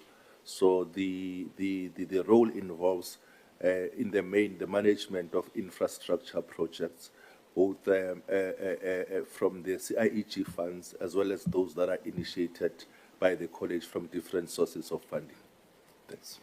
No, thanks, Chairperson of Council. You guys sat down and concluded that the services of the project manager will be extended for another 3 years. The assumption is that you had received a report, a performance-based report that would have came as a part of the submission from switch off the mic, Mama.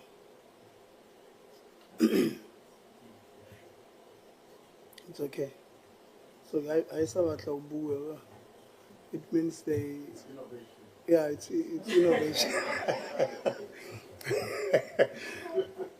So you submitted a report either from Innovation, HR, and then you sent to Council. So that would be the assumption.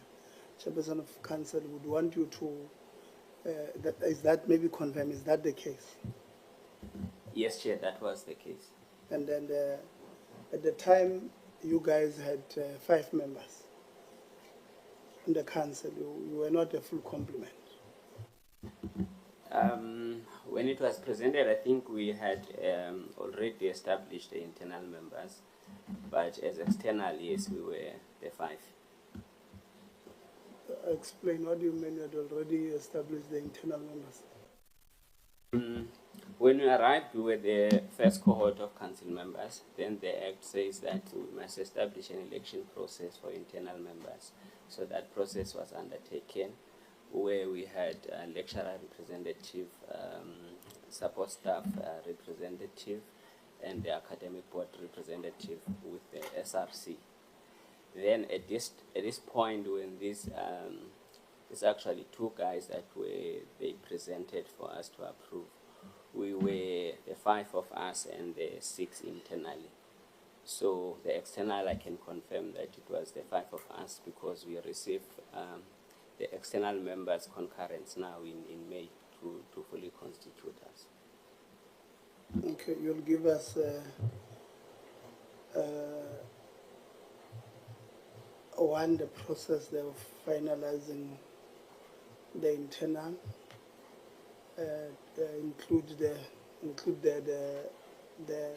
act that empowers us to do so, and then you'll then give us the minutes of that meeting that you guys followed, and the minutes of that particular meeting. CFO, what is the issue? Okay, thank you, Chair. I just wanted to clarify, Chair, that the position that Mr. Msipa was explaining is not the same as this one. Yes, he's correct. We had that person, but when the contract expired, we didn't renew. This one is separate from that one. I just wanted that to be clarified on record. Thank you, Chair. Okay. Ngabona batho ba department la phirisano.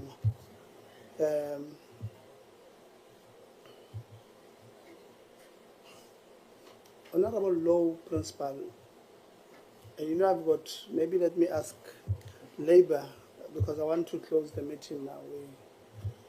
We've got fiscal framework, and we will engage with you. I mean, I have a lot of questions. I'm just going to give 1 or 2 and then make my concluding remarks. Deputy Principal, HR, I had many questions there. you know, I won't go to them because of time. But I'll just make my concluding remarks. Labour, I want you to, there's a point where you say there's nepotism.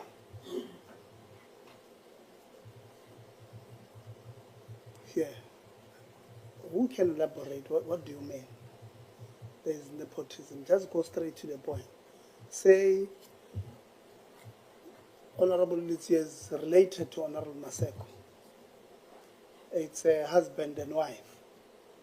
And the wife has been put there without a process. That's nepotism. Please don't give us the history that, no, you see, let's just go straight to the point. Somebody that Labour, elaborate, what do you mean by this thing of nepotism? Thank you, Chairperson. What happens is that the qualifications or the criteria that is used to select a person, it is made in a way that it can fit a particular person who is related to the campus manager or the manager in that section. And then when we come as observers to question such an act, then we are told that, no, this is the way it is. You are here to observe, that you are observing, and we are qualified managers. We know what we are looking for.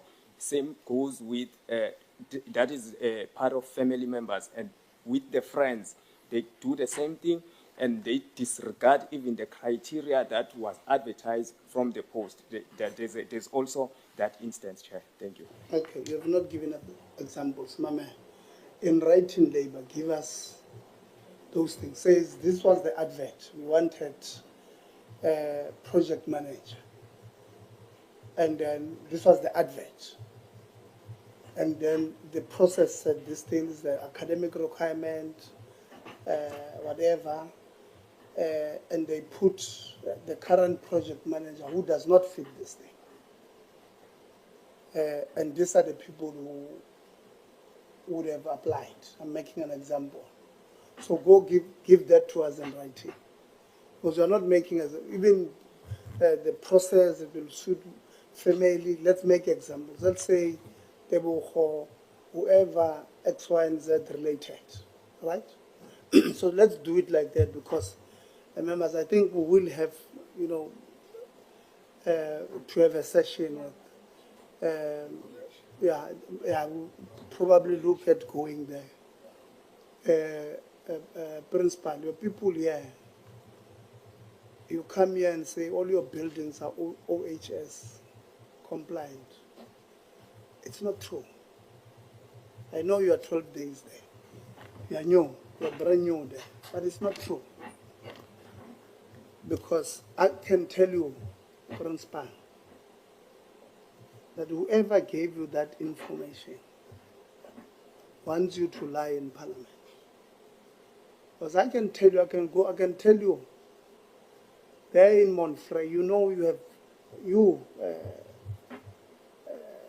Principal, Deputy Vice Principal, Deputy Principal, HR. You know, you also had a minor injury in Montfrey, in one of the buildings that are not OHS compliant yourself.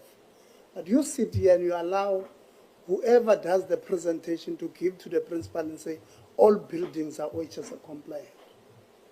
When I started the meeting, I said, you must assume that we know. We sit here, we just listen to you lie to us, literally. We know they are not. They are not compliant. And we must sit here, because if we interrupt you, then we are disrespectful. It can't be, colleagues. These colleges, these TVET colleges, they are established for a reason. Do you know how many people are supposed to go to these TVET colleges, get on the other side, and go make differences in their families? No, you think this is a tick box. It's not. Government is putting in taxpayers' money there to run this academic project. Not only to pay your salaries, but to run an academic project that is supposed to prepare these people who go to these institutions so that they can be able to contribute or to participate effectively in the mainstream economy of this country, to contribute to paying tax to this country so that we are able to give more money to NSFAS to take others there. Lona, you are joking. You arrive here, you put together a presentation and say, everything there is in order. We know it's not. So we'll come there, acting principal, to your institution.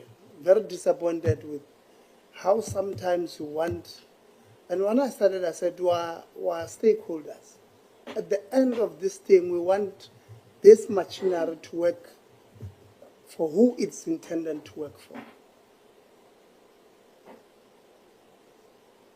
Lona, no. You think, no, these ones, let's go lie to them.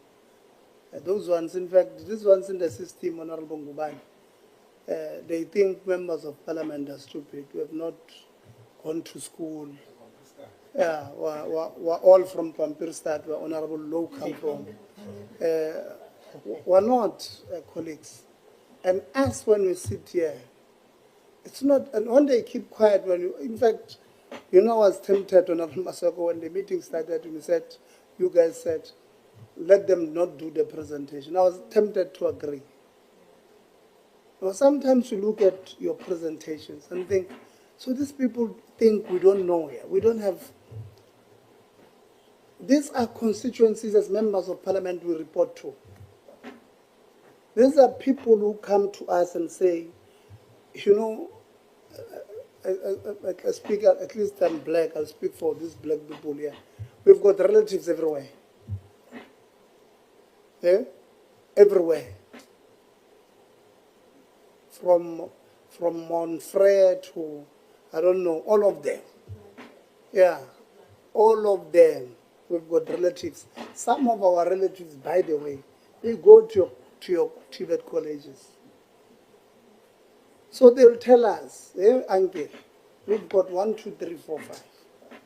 So when you come here and you decide to lie to us, because there's a difference between, you know, twisting the truth and lying. But if you say, all my buildings are OHS compliant, then we know.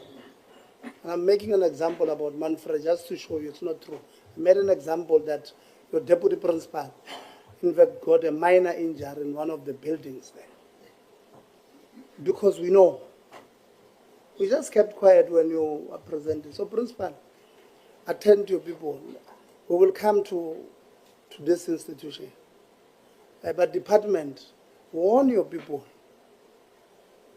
This is serious business here. We are empowered by Powers, Privileges and Immunities Act to act, Section 17, subsection 2, to act about people who do this. This is, what do they call it, perjury, lying in parliament. We're supposed to act. But tomorrow you will say, sure, tomorrow you will say, we're targeting you guys. That's not what we want to do. But you are pushing us to that point. You are pushing us to a point where we are now supposed to be very firm in using these rules and taking you guys, opening cases against you for perjury. We don't want to do it. We want to work together in making sure that the academic project here is protected. Principal, the numbers that you guys have produced here are scary. Because TVET colleges are technical, are supposed to be technical and vocational. But if you look at your numbers on technical and vocational, they are very low. We have went the other way there. Business studies, they are way too big, too high on the other side. And therefore, the work that we're supposed to be doing as a TVET college producing technically savvy, vocationally savvy people are very low. In fact, we are admitting very low numbers, which then begs the question, what is the state of our workshops there? On the core business of what we are supposed to be doing, what then is our state of workshops there? So we have now decided to be a university masquerading as TVET College. Because the core business, if you look at the numbers there, is a business studies. That's the core business of your institution when you look at the numbers. You see? So we'll have problems. Like I said, we do not have time.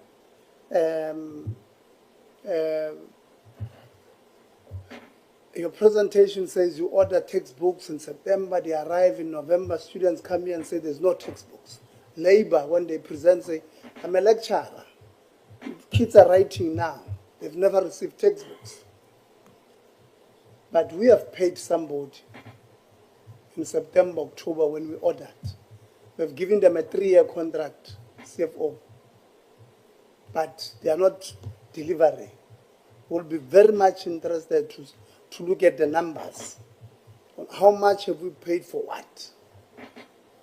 Because you see these things of tenders, I don't like them. Because you have suppliers. You know who's supplying you with maths textbooks. I don't know the suppliers now, but during our time we had Judah, whatever. It says Judah is a supplier based in Johannesburg, for an example.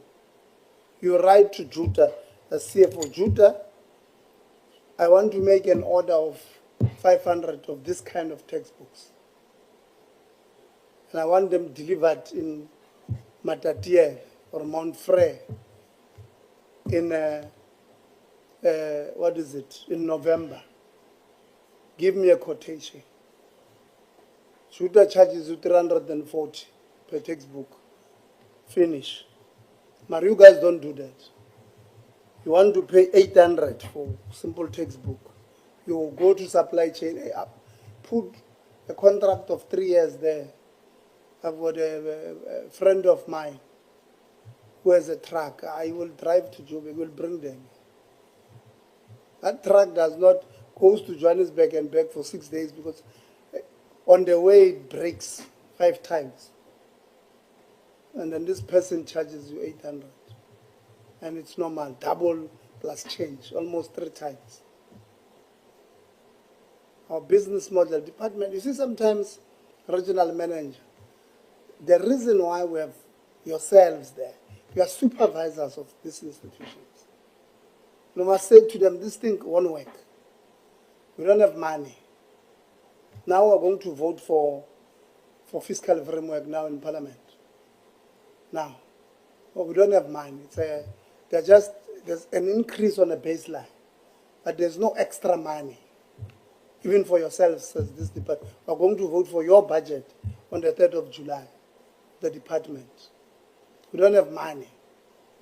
Mara, the way we're living here it's scary. We're going to visit these members. Because they were going to vote. Honorable Ngubane is not going to vote for the budget. So he's happy if I continue.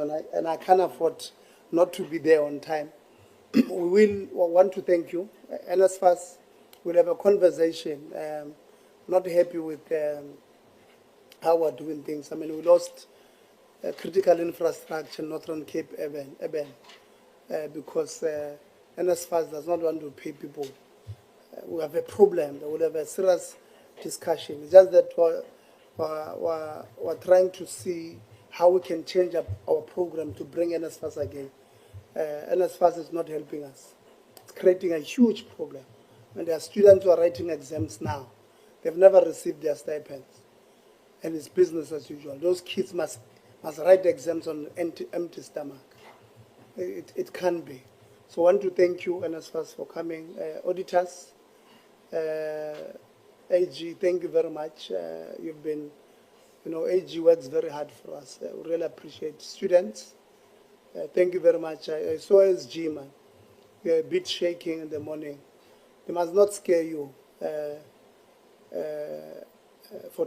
You must represent your constituencies, the students.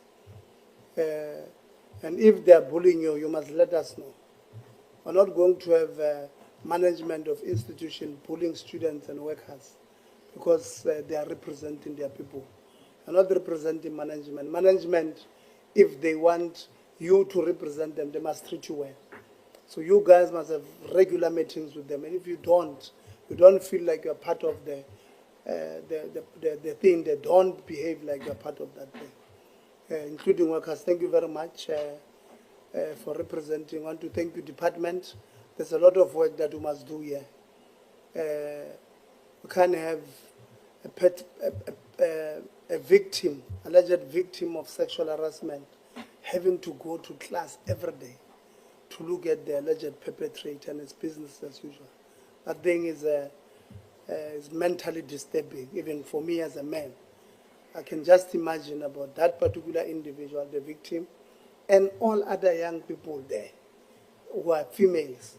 They will be scared to even report such things, because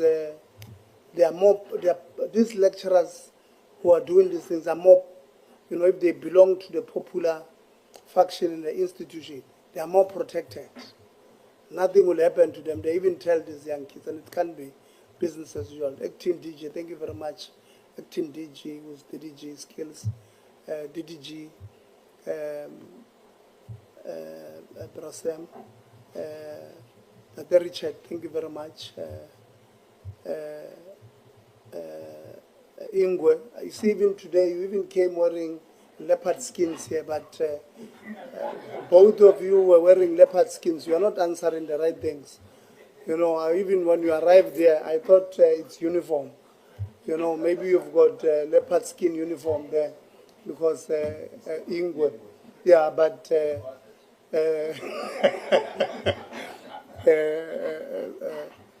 you know, you did not represent the institution well. You know, when we met again, we must do better. Acting principal, all the best. This is just from, you know, just that today I did not bring my file. I forgot it in the car, but I've got a file on yourselves as Ingwe, but a big file on issues that I would have wanted to raise. So you've got a lot of work to do there. And all the best. We wish you all the best. Members, thank you very much. Minister's team, our support staff, thank you very much. This meeting is now adjourned. Thank you.